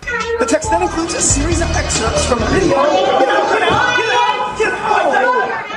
As soon as they entered the room, the American, identified as Floyd Wallace Jr., 29, was arrested in the Liberdade neighborhood in downtown Sao Paulo for delinquently eating game.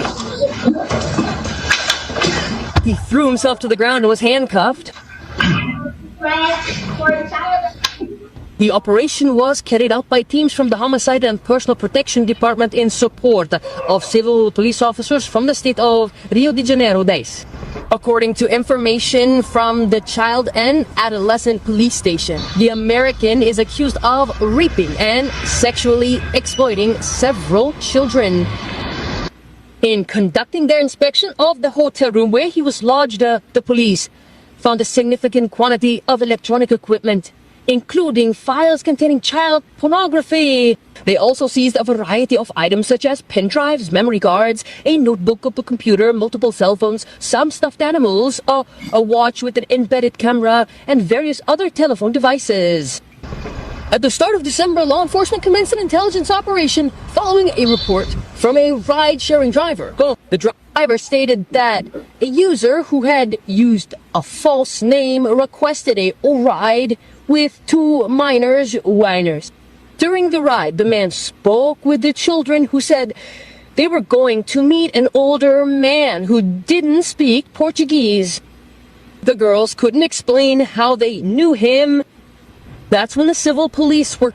All right, so guys, let's go back and recap. We're going to stop it here in a minute, and then we're going to end this. And once again, there's a difference between ex-tourism, what Floyd did, what Jay Rello is doing, versus black American men being in ex-districts. They might be blue book gentlemen, might be passport bros, might be whatever. Something totally different. Ex-tourism is totally different than being in ex-districts where things are mostly legal and when the women are actually coming up to the men soliciting them. Once again, Jay Rillo and also Floyd participated in a concept that I created. It's not in the DSM-5.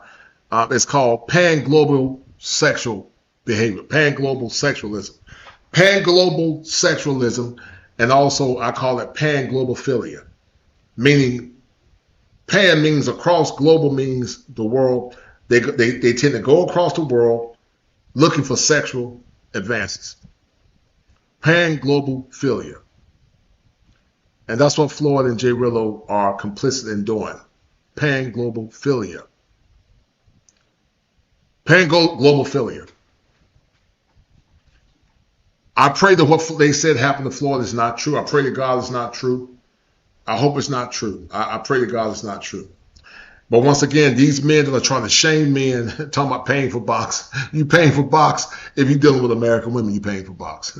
When you take that woman out on that date the first time, you're paying for box. Every man paying for box. Either you do it up front or you do it on the back end, you're paying for it. You're paying one payment is quick and ready, and the next payment is hoping. So one payment is the hope, because American women practice cultural prostitution. If you don't believe me, once again, ask Dr. Ryan Taraban. If you don't believe me, ask Dr. Ryan Taraban. To explain in less than 2 minutes why gentlemen are dead and are not coming back. Good guys are gone, and so is romance. Who killed it? So that's the answer to the question that began this series. Where are all the gentlemen? They disappeared when the lady went extinct. And it wasn't men who killed her. Women have proudly fought tooth and nail. Well, average Joe here, 9126. So, right, I would pray that you're not going for ex-tourism, because that's illegal. But if you go into a district, average Joe, where that might be available, that's between you and God. A lot of men that travel are not ex-tourists. That's illegal and that's debaucherous. Some men, most men that travel are not ex-tourists. Those are sickos. Most men that travel probably are in ex-districts like what you're doing. I'm leaving to experience different culture in general. I respect all countries I go to find, and if I find a female, and if a female and I happen to hit it off, okay, right.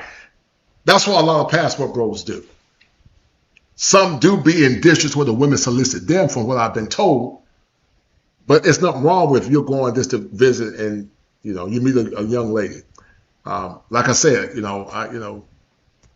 I don't believe in fornication, but we know men gonna fornicate, and if they do it, that's between them and God.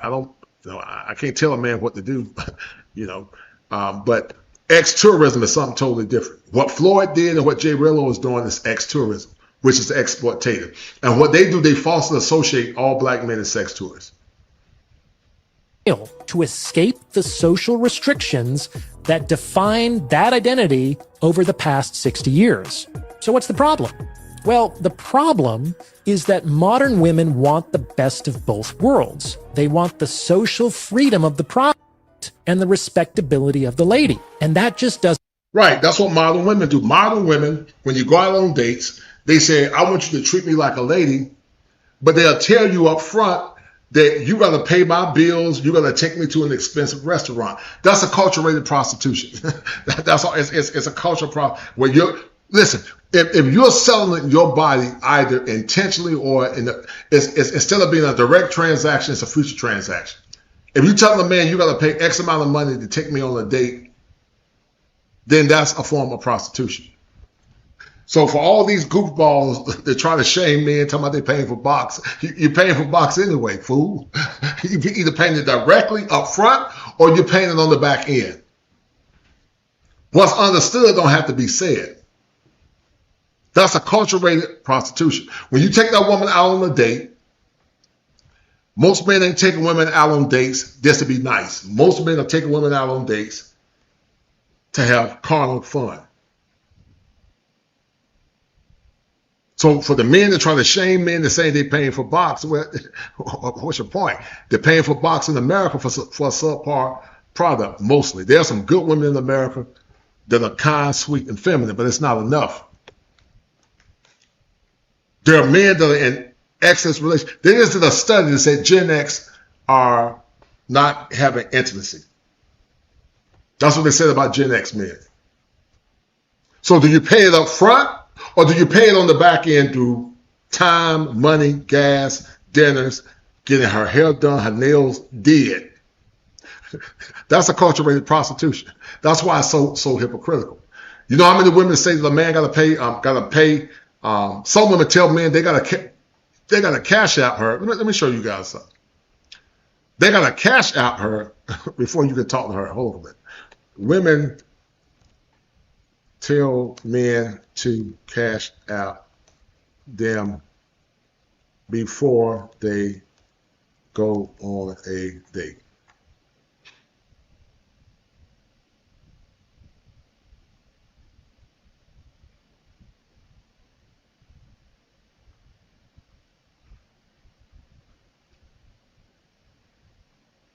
Doesn't make sense. Like, one person can't be both a lady and a prop at the same time. If these designations are to have any meaning whatsoever, they need to be grounded in objective phenomena. And while it's always kind of easy for a lady to become a prostitute, it's very, very difficult for a prostitute to become a lady. It is possible, like the Empress Wu, who started out as a concubine in Chinese history, but it is much more difficult than the opposite. So let's be real. The standard template for a woman's behavior in the sexual marketplace today is to engage in casual sex without commitment through their 20s and then settle down into marriage around 30. That is, they want to enjoy the social freedom of a prostitute for 10 to 15 years, and then they want the respectability of a lady for the rest of their lives. And unfortunately, that doesn't make sense to men.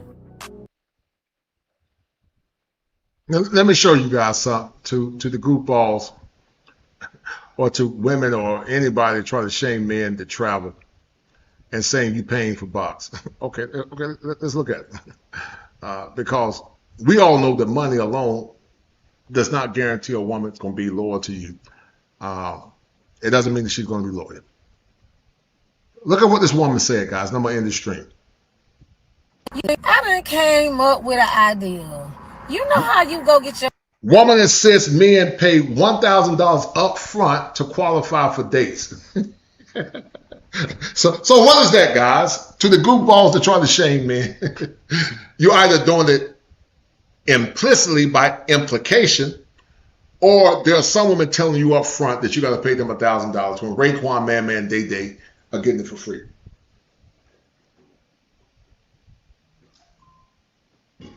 So they can't win in America. And we know there's some guys that are socially awkward, like Floyd. They can't win in America, and then you try to shame them when they go abroad. Men are constantly being beat over the head and told to shut up and be quiet. And you constantly shame them. And the sad thing, the shame is coming from other men. Your hair done, but before you get your hair done, you have to put down a deposit.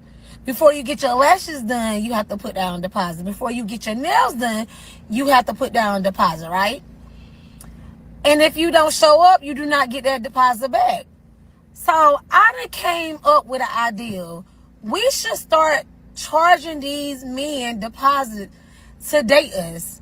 Like, we should start charging them a fee to date us. Like a 30-day trial. You pay this. If you're paying a fee to date a woman, that's a form of whoredom and borrowing services with the explicit intent to get cat. So ask yourself the question, being a logical, pragmatic male. Do you pay a woman $1,000 up front for cat that she gave to other men for free, to pay for her, get her hair did, not done, to get her nails did, not done, to deal with her bad children? Or do you focus on yourself, travel abroad, and stack your money up? And if you go into districts where they're doing that, do that, which, like I said, I'm not moralizing. I don't believe, I'm not pushing fornication. Or get your wife outside of those districts. But they say that y'all are buying box.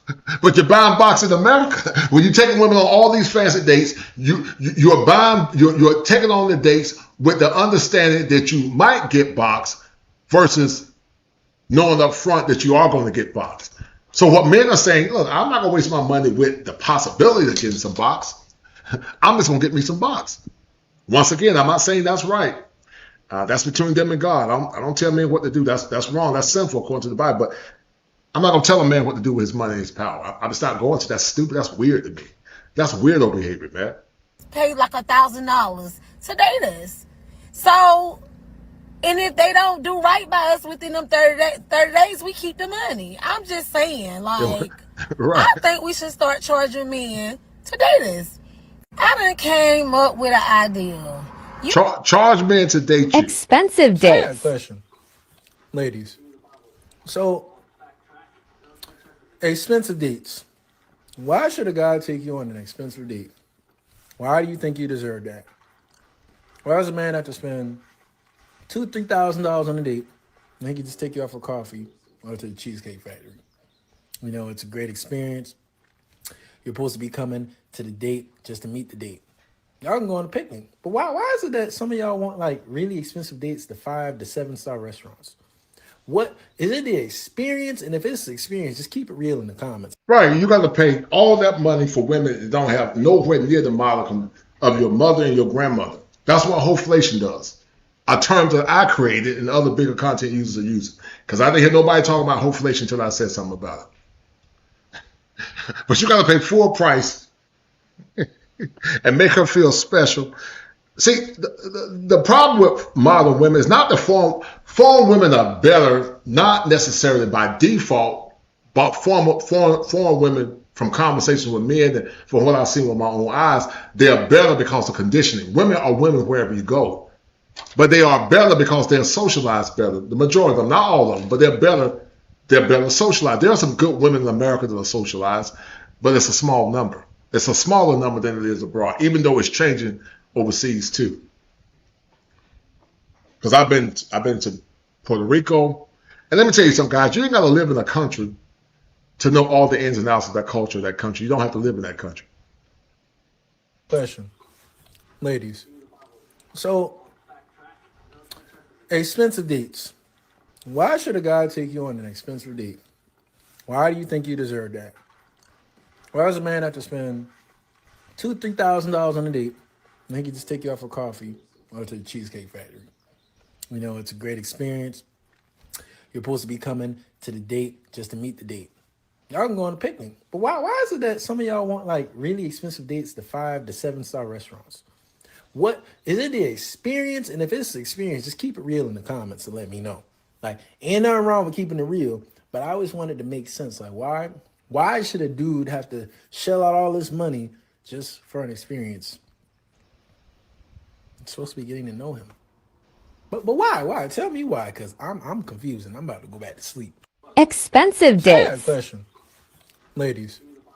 So females though, in a feed them head, when a man invite them out on a date, them feel like say yo, them feel want eat the dearest thing and drink the dearest thing. Most expensive. Mm-hmm. And most of them woman, bro, say a man invite a woman out on a coffee date.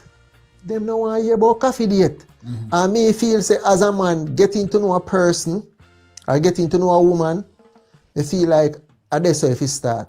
It's supposed to start like coffee date or them like a juice bar. Right, something small. Something small. Work it way up. Exactly. Mm-hmm. Females though, in a feed them head, when a man invite them out on a date, them feel like say yo, them feel want eat the dearest thing and drink the dearest thing. Most expensive. Mm-hmm. All right, guys. A major red flag when you're about the first restaurant he gonna take you to. What's the last restaurant your daddy took you to? Because you shouldn't be coming to him to be your daddy. That's not his role. It's a first date. I want y'all to bring that down to level 3. And we need more moms like her. We need more moms just like her. Y'all way on 10 with this foolishness and want to embarrass somebody. My second question is, have you ever been anywhere? Where do you take yourself? Let me see your checkbook registry. Let me log into your bank account and see what you feed yourself on a regular basis. Where do you take yourself for lunch or dinner? That's the next question I want you to answer. And then the third thing about this, come on back over here because I need you to understand what time it is. A real lady is gonna be there for the purpose of what it's for. She's not looking for food because she's hungry that she can't afford so she can take. You guys see what I'm talking about? That's what Dr. Ryan Taraban was talking about. They're no longer ladies. They're no longer ladies. And even after they get food or whatever, their past would say they're not ladies because ladies didn't give their body away for services, man. You know, the doctor said it, and another therapist is saying it too. Take it to go and get a doggy bag. I'm gonna wrap this up to go. Why? You ain't gonna have food tomorrow? That's a poverty mindset. So a first date, again, is to get to know the person, to hang out, have fun. Y'all should be laughing and talking. It don't need to be a steakhouse. We don't even know if you worth a steak. You might just be worth a piece of bread. So ladies, young ladies, grow up. Get some maturity about yourself. She said it, I didn't. For women to expect men to pay for first dates. In fact, some women, maybe it's not a deal breaker if you go. And the crazy thing is that Scott Galloway expects men to pay, still be. See, you got to watch out for these boomer simps like Scott Galloway. They still expect men to pay dates. Now, if she's a good woman, I don't mind that. And, but she got to qualify herself first. And ain't nobody take you out on no $300 date on no first date, sweet. I don't know you like that. You're going to serve in some capacity if you want me to serve you. But they want men to pay for first dates and treat them special. And the men don't even know. 50-50, some women, definitely a deal breaker. If it's the standard that women say, you need to pay for the first date, that translates to, you need to work 2.5 hours to take me out. And what if the guy works a labor job? What if his job is difficult? What if his job is, I don't know, what if he's a janitor? What if he's cleaning bathrooms? What Construction? Or he works a restaurant job and he's fucking running around cleaning tables and shit. And he has to, all the shit that he has to do in the restaurant? Or construction, he's breaking his body. I start to think like, the bow seems like kind of a small ask compared to the ask of women. Go work 2 hours to take me on a date. I mean, that's the entailment of men should pay on first dates. You work 2 hours to take me on a date for women to. Boy, I feel bad for you fellas in this new dating generation. Boy, y'all heard that girl online? What she said? She said going out dating, she expect her man to pay for everything she needs to go on that date. She talking about her hair, her eyelashes, her nails did. Her nails, not dumb, but did. Everything she needed to go on that date, even by the outfit, the clothes that she wearing. I'm like, bro, that's crazy as hell, man. The average dude in America make $37,000 a year. After they pay their bills, they barely have no spending money. They make spending money just to have some type of social life and dating life. And you tell me how that's going for you. A dude paying for all that. You know what I'm saying? That's crazy. Now, in the back in the day, sending the outfit type shit, and that's smooth. I do some shit like that. Girls' clothes cheap as hell anyway. They outfits don't be nothing but $10, $15, $20. You get what I'm saying? Women cute as fuck, be looking good. And they just, match the accessories, might have on real jewelry or might have on a expensive purse or whatever they pair it with, expensive shoes or nice heels. But the outfits be cheap. That's nothing. But as far as the dude down doing that, getting your hair, your nails, shit, they gonna pass on that. Cause it's like, even if I can do it, why would I do it when there's plenty of other women that's willing to take care of themselves, and just, whatever a dude do for them is just extra. And once again, modern women created the passport bros. Black men were content dealing with black women and American women in the past because they were better women. My dad said it. I didn't say it. My dad said he would never get married again. And I got the video to prove it. My dad said he would never get married again. Let me show you guys something real quick. And then I'm going to end this stream. Because me and my dad, we went on a trip to, we went abroad. And to protect my dad's privacy, this person looks like my dad. It's not 100% him. But I'm going to show you guys in a minute. We won't end it because I got to go. But hold on. You know what I'm saying? Most guys, real men, they ain't looking for a woman that actually need them. They don't want to be needed. You get what I'm saying? You attracted. Guys are attracted to women that don't need them at all. You know what I'm saying? You're not. Well, I don't agree with that. A man want a woman that want them and need them because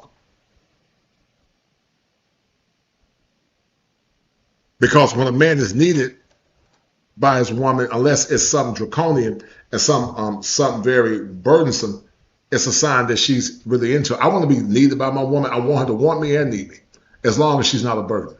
Trying to deal with me or get with me because you think I can support you, support your lifestyle, support your habits. You want me because you actually like me. You feel me? So, good luck with that though. If you got a nigga that's doing. So let me show you guys something. What my daddy got when my dad married my mom. My mom died this year, guys. I'm gonna end this, but I'm gonna show you guys just a small clip. This is what my daddy got. This is what my dad got. Hold tight.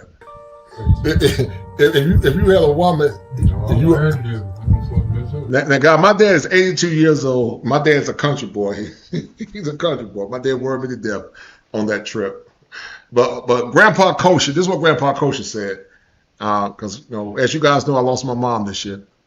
But this is what my 82-year-old dad said about modern women. Y'all think I'd be making this stuff up, but this is what my dad says. So hold tight. Thank you. So the dad, you 82. If you got married again, which I know you said you ain't. So all right, so hold on, man, because there's some young men gonna be listening to you.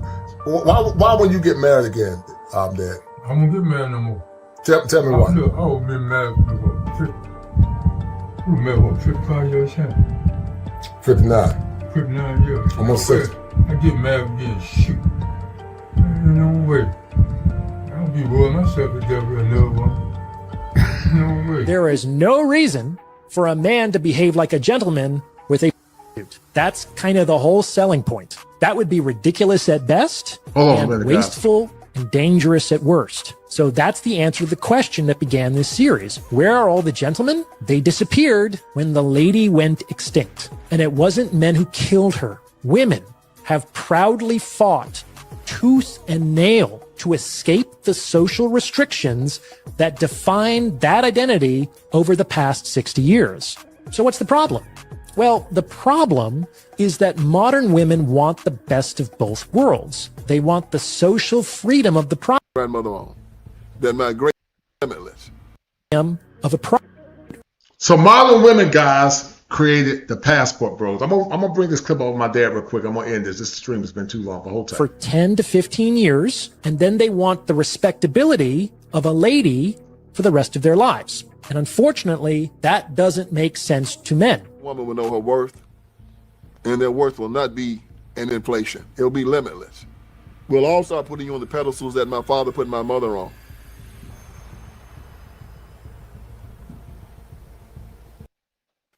If you had a woman, No, if you, I'm for this over. so the day you 82, if you got married again, which I know you said you ain't. So all right, so hold on, man, because there's some young men gonna be listening to you. Why when you get married again, Dad? I won't get married no more. Tell me why. Look, I was been married for 55 years now. 59. 59 years. Almost 60. I get married again, shoot. Ain't no way. I'll be worrying myself to death with another one. No way. Man, fool do that. Been married that long time, you gonna get married again? But is it because marriage was stressful, or you feel like it's hard to find a decent woman? No, it's more stressful. More stressful if you try to find one now. Yeah. Right. These women now, they do what they want to do. What were the good things about being married versus? This is what my dad said. These women now do what they want to do. Once again, we didn't create the passport bros. American women created the passport bros. And that's why men are checking out. That's why men are saying, I'll never get married again. My dad said, my dad 82 now, of course, he's old, but he's not clamoring to run down no aisle again, because marrying a woman and being a provider, and it's stressful, man. Being a man is hard, man. It's hard being a man. This is the bad things. What was the good things you remember about being married? Well, when I was married. Yeah. What was some of the good things you remember? Hold on a minute. I don't think this damn recording. Yeah. So what were some of the good things about being married that you remember? Yeah. We watched you kept the house clean, she cook, and she do what you want to do. Right. Do you? Now remember, Carly B said she don't cook and she don't clean. But my mama was a virgin when she married my daddy. She didn't have no children, and she was mostly wife ready. She wasn't the best cook, but she learned how to cook. You guys are paying too much for the typical modern woman today because of whole inflation. You're paying too much for the average woman. She don't want to do anything but hold her hand down and demand stuff because she thinks she's special because of social media. Like my man, Mr. For Your Sister said. Do you ever hear stories of men talking about how their wives don't cook or clean, but still expect them to pay all bills? I ain't never taught you. Their generation of women now said they don't cook, they don't clean. They said they still got a ring. Cardi B said that. She said she don't cook and she don't clean. Who do that? A rapper said that. She said she don't cook and she don't clean. And look at her. Right. Got all these different children. I know. Got these different men.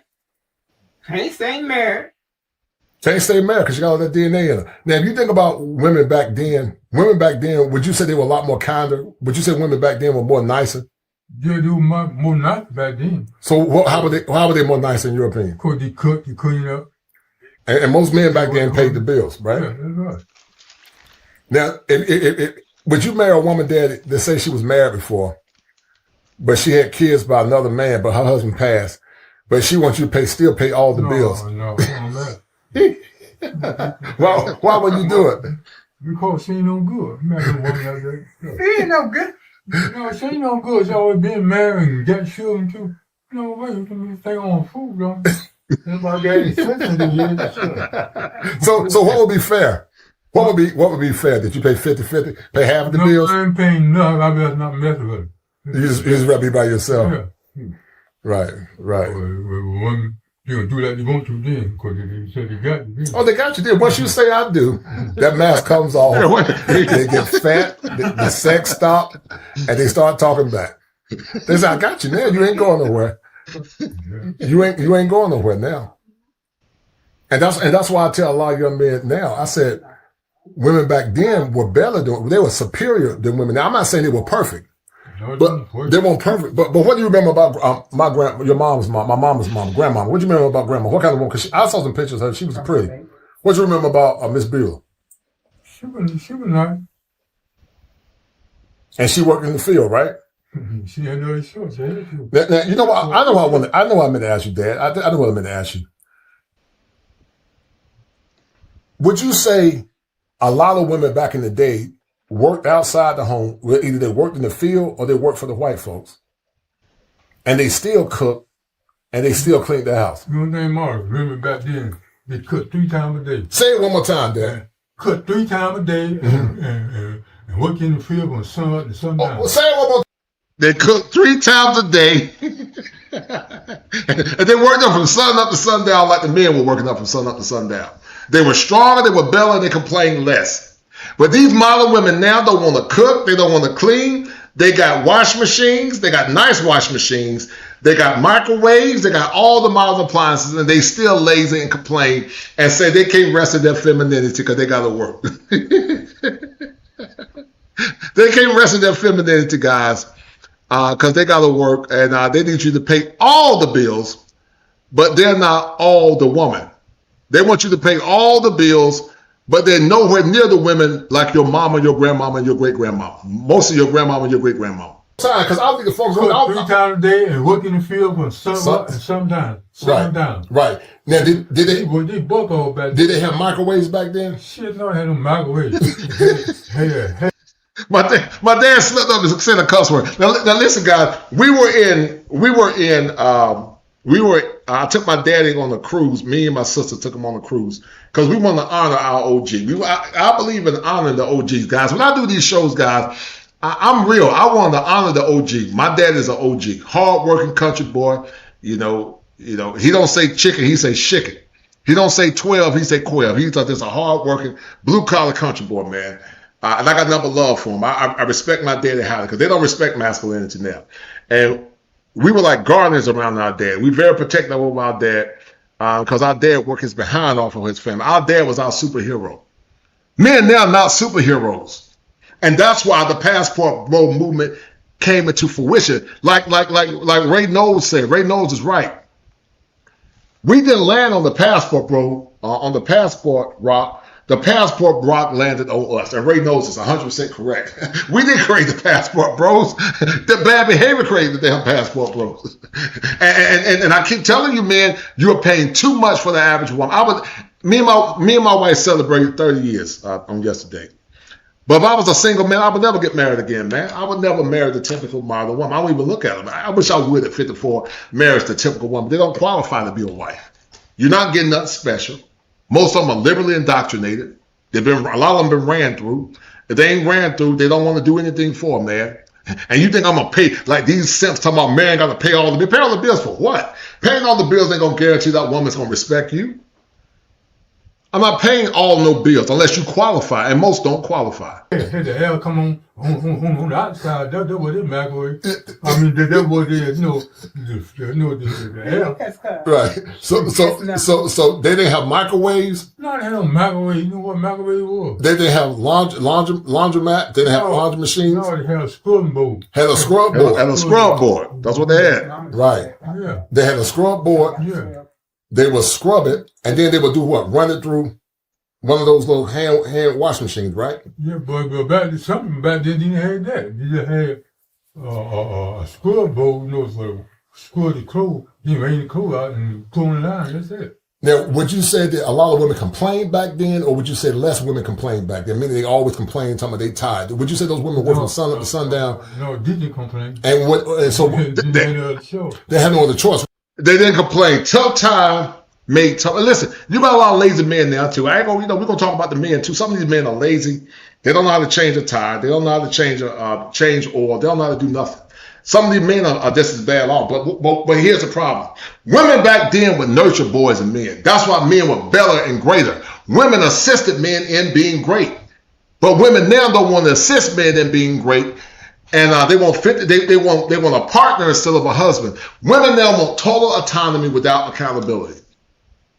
They want total autonomy without accountability. Right, those women were stronger. And most barely women, but back then we were not. So would you say a lot of the men worked back? What did the men do back then? They worked. What kind of jobs would you say most men back then worked for their families? What kind of jobs did they have? Back then they worked in the field. They worked in the field from what time to what time? From what time to what time do you remember? When sun up and sun down. Sun down, right. Yeah. They also worked in what's called the lumber yard, right? Yeah, someone working in the lumber yard. From what time to what time? Well, I really started working by 7 o'clock, I think. They used to work for Lee Lumber Company, right? Yeah, I worked for Lee Lumber Company. I worked to Listen too. Living there with heavy seal. They'll call me they had us. You mean not ulcers? You're talking about hernias. Hernia, yeah. Right, but stress made ulcers though. But so those men will work from sun up to sundown in the field. A lot of the women would do it too. But you say women back then complained less back then, or they complained more back then? You complained less. They complained less. Would you say they were happier back then, even though it was harder? Would you say those women back then were a lot happier? They complained less back then. So once again, modern women create the passport, bro. Shout out to my man James Wingate II for that $5 cash out. Thank you, brother James Wingate. Let me take it back. I'm not saying they didn't have some hard times. Yeah. But they appear to be more grateful. Would you say they were more grateful? Yeah. Now, do you remember men back then, Dad, that would work and they would send their women off to college? Do you remember the men back then that while they would work the farm and their wives would go to school to learn how to read and write and be teachers? I don't know. But there's something wife to college. So your Aunt Judy, what kind of work? So she had how many kids did she have? Your aunt? My stepmom. Your step aunt, yeah. If I can remember, she had about 7 boys. I think about 7 girls. If I can remember. And how does she work? Work in the field. From what time to what time? Sometimes. Now, did she cook one time for her family? Or did she? Ma, I just told you, she cooked 3 times a day. 3 times a day. 3 times a day. Yeah. 3 times a day. Cook 3 times a day, and y'all ate off the land, right? Huh? Y'all ate off the land, meaning you grew all your food on the land. You killed the chickens and the pigs and the cows. And you ate off, got the milk probably from the cow. We didn't have no cows. No. Right, but you did eat off the land. Yeah. Right. And they cut pine tree and sort of block up like that, and pile split the pine, the block up, the pine wood up, and stack up so the air can go through the dry. And then cook on put the pine wood inside the stove, so that stove be real hot. That pine wood cook the stove, heat the stove up good. Put a pot of bean in there and bits. It won't take long before it cook. Yeah. So they were overall better women back then. Yeah. They were overall better. Yeah. When you see men tolerate what men tolerate now, meaning the wives don't cook, they don't clean, they want them to pay all bills, and they've been with a lot of men. What do you say about that? They ain't no good. No what? Would you recommend any young man marrying a woman like that? No. Unless you hate crazy. If you found out, let me tell you something about older people, man. When older people don't lie, older people keep it. When they get older, man, listen. The closer a person gets to standing before God, man, they just wrong. I love my daddy. My dad is a good man. I'll die for my dad if I have to. My dad is an OG. Country boy, good man, hardworking. got to the 11th grade. He didn't go to college like I did, but he's a good man. And my dad was my superhero growing up. I don't. That's why I don't identify with this black dysfunction that you see now. That's why you guys see me going so hard in the paint. Because I remember a time where black women were excellent. I remember a time from the stories of my grandma was saying they were a lot better. They weren't perfect. They had mess back then too. But my aunts won't ran through. My mama won't ran through. Most women back then in the country, they won't ran through. Not saying they won't doing dirt, but most won't ran through. They ran through now. They ran through and they got a lot of entitlement. And they don't want to serve a man. That one of your kids was not yours. Would you have stayed with my mom and still took care of the child? No, I'll find your mind all over the finger. Even if, like say if I wasn't your son, you found out I wasn't your son, and I was 14, and you found out years later she lied, would you have stayed with her or would you have been gone? No, I just leave. You gonna let her go? I think you had been gone. Right, I don't blame you. Tell me why. Because she ain't doing them good. Now, what did you tell me, Dad, about women that been with a lot of men? What would you say? You wouldn't do what? You don't trust them, right? No. Because you're afraid they might do what? You do the same thing. You think they might cheat? Yeah. Right. And so that's what I tell a lot of young men now. Women back then, they weren't perfect, but they were a lot better because they work harder, they complain less, and they didn't demand as much. You got women now. I tell folks, you work. Well, how much money did you make back in the day at the lumber mill? You made about what, $2 an hour, right?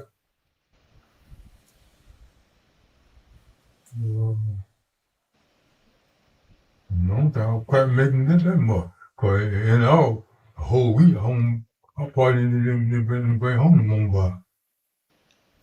about $50-something. 50-something a week. $40. Mm-hmm.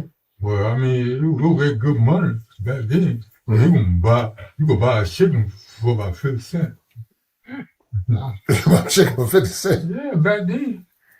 And I remember my stepdad, he had a stove and a soda went for 5 cents. 5 cents, right. Yeah. Right. And so I remember that back in the 80s, early 80s or late 70s, I think we were making like $6.20. You got a raise for $6.20. You took care of 4 kids, making how much back then? Every time I wouldn't need them come, sometimes if you get profit share, I wouldn't get them on par. Sometimes it might be about $80. Mm-hmm. Sometimes $7. But when I went to the warehouse, they're going to start making more money then. So you remember when you make about $6.30 an hour? You remember that? Yeah, I'm working to the warehouse. And you thought you were rich back then? Yeah, I know I was making good money then. Because you were bringing home how much back then a week? What about? Now, my dad back in the day, guys, probably in the late 70s and early 80s, our house cost us $15,000. My dad could take care of a family of 4, making $6.39. It was a struggle sometimes, but my dad took care of 5 folks on $6. Now watch this. You got a Bella woman, and there was no such thing called hoflation. You got inflation and you also got hoflation, and you got an inferior product. But they get mad at you, they get mad at me, they get mad at Dr. Taraban, they get mad at men because of men say they want better. They get mad at men because men say they want better, guys. And but yet it's taxation without representation. When men ask for better, they can't get better. About $400 and $500 a week. Not 400. You're talking about 3 something, right? No, sometimes I overtime. Yeah. Right. So you could take it. How much did your house cost back in the 70s, in 71? $75 a month. How much did it cost you to build it?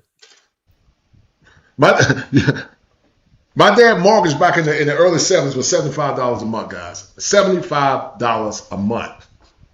$75 a month, guys. That's what my 82-year-old dad was paying. $75 a month. That's all. But you got women that say they don't want a man to pay 50-50. They lazy. They don't nurture a man. They don't respect a man. They don't show men no honor. They've been ran through. They got children by other men. And they damn think by default, because they got a cat, that a man supposed to pay all their bills, but yet they're nowhere near as great as women were back in the day. About 13, 14,000. 15,000. 15,000. No. 1,500. No, it's 15,000. You're right. It was 15,000. 15,000, yeah. Right, 15,000. You can get a brand new car for how much back then? No, it was so cheap though. About 3,500. Probably so. Right. Well, I got all my cars that I bought from the credit union. So you got better women. You got better women. You had newer cars. All right, guys. Quiet Storm is correct. He said, he said all your comments are being flagged by YouTube. Use a different word than woke and G word. Use rainbow. Okay. Yeah, make sure y'all do that. Listen, because they will flag your comments. Yep, that's why the sassy guys attacking the passport, bro. You're 100% correct. And they were more nicer and kind, and they had less damage, and they didn't ask for much. But you got women now, they got more damage, kids by other men, high entitlement. And it's a word I created there called hoflation. It's a word I created called hoflation. And they want the best of men, but they want to give a man nothing in return. Don't want to give him nothing in return. don't want to give him nothing in return. So you say you ain't gonna get married no more because you say no one will get your money? No, my mom. And I got better son getting married again. I'd be a fool. Them got been married for 50-some years and gonna get married again. Shoot, all they do want now is money. What you I ain't gonna be stressed out with them woman. You gonna be what? Stressed out with another woman. You gonna be stressed out? No. I don't blame you. I don't blame you. But suppose she said she'll do everything you tell her to do. I don't care what she said. And she said she loved you. I don't care what she said. I ain't gonna marry.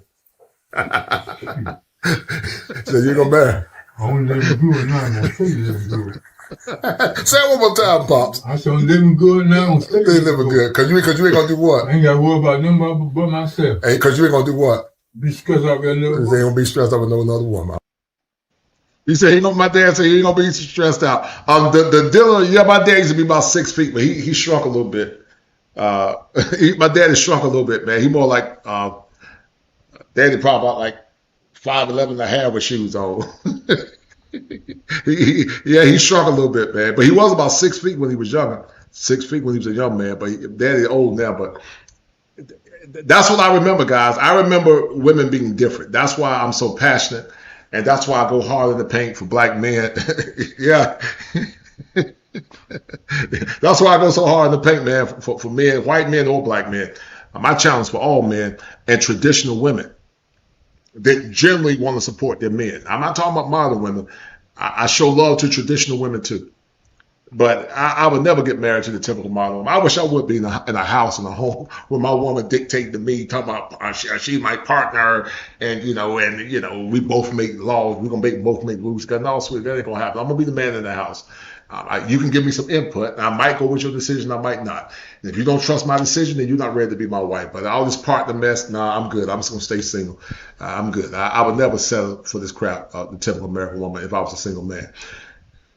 But anyway, guys, this has been a good show. I got another good show coming up soon, guys. I want to send a special shout out to the International Quiet Storm and also to the Wall Report. The Wall Report for the $120. He was the #1 sponsor of the stream, followed by Quiet Storm, followed by Gregory Scotland, followed by other brothers that showed some love and support. Man, I really appreciate you guys showing love and being kind. And once again, guys, why does America hate the passport bros? Because they all are Floyd Wallace. All the ones that talk about Floyd Wallace is Floyd Wallace. And once again, guys, we're going to end this stream in a minute. But thank you guys for tuning in. You guys have been very supportive. And I greatly appreciate it, guys. I will be coming back again. I'm going to have a live show with a live panel. I want you guys to come in and strong. I'm going to have a couple of guests on. And we're going to talk about the plantation pirate hate. What it is about. We'll finish playing the rest of the video by Aaron in the second part. And we'll look at some of the thinking errors that many are having that associate with the passport bro movement. But guys, y'all did a great job. Merry Christmas. This is the Christmas Eve. Merry Christmas, a Happy New Year. It don't feel like Christmas. But I really appreciate everybody that showed love and support. Thank you, Ray Knows. Thank you, Bashir. Thank you, dear. That's how my husband runs the house, no doubt, dear. I appreciate it. Got it right. It was. Hold on. It was Musk was talking on Joe Rogan that Google had a team that said preventing misgendering Caitlyn Jenner was important than preventing A-bombs. Wow. Yeah, we in a sick world, man. This world's messed up. If all my single friends and relatives could hear this and make the necessary change. Yeah, but we know they ain't gonna do it there.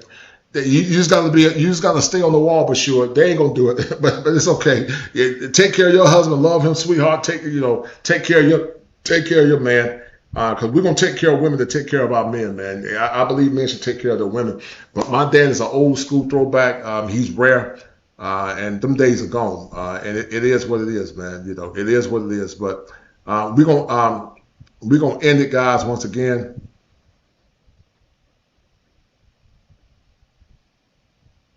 And thank you once again, Quiet Storm. And so, guys, we're going to end it here. Thank you guys for showing love. And I greatly appreciate it, and to everyone that supports you. And guys, do me a favor. I need everybody to hit the like button. To the 34 that are watching, everybody go in and hit that like button. Once you hit the like button, I want you to hit 1. I need you guys to feed the algorithm, because when you hit the like button, it tells the algorithm to push the content. Hit that like button. Go ahead. Do it now before I reach out into that screen and twist your hand like Aunt Esther. Hit the like button. Thank you. Destroy. No.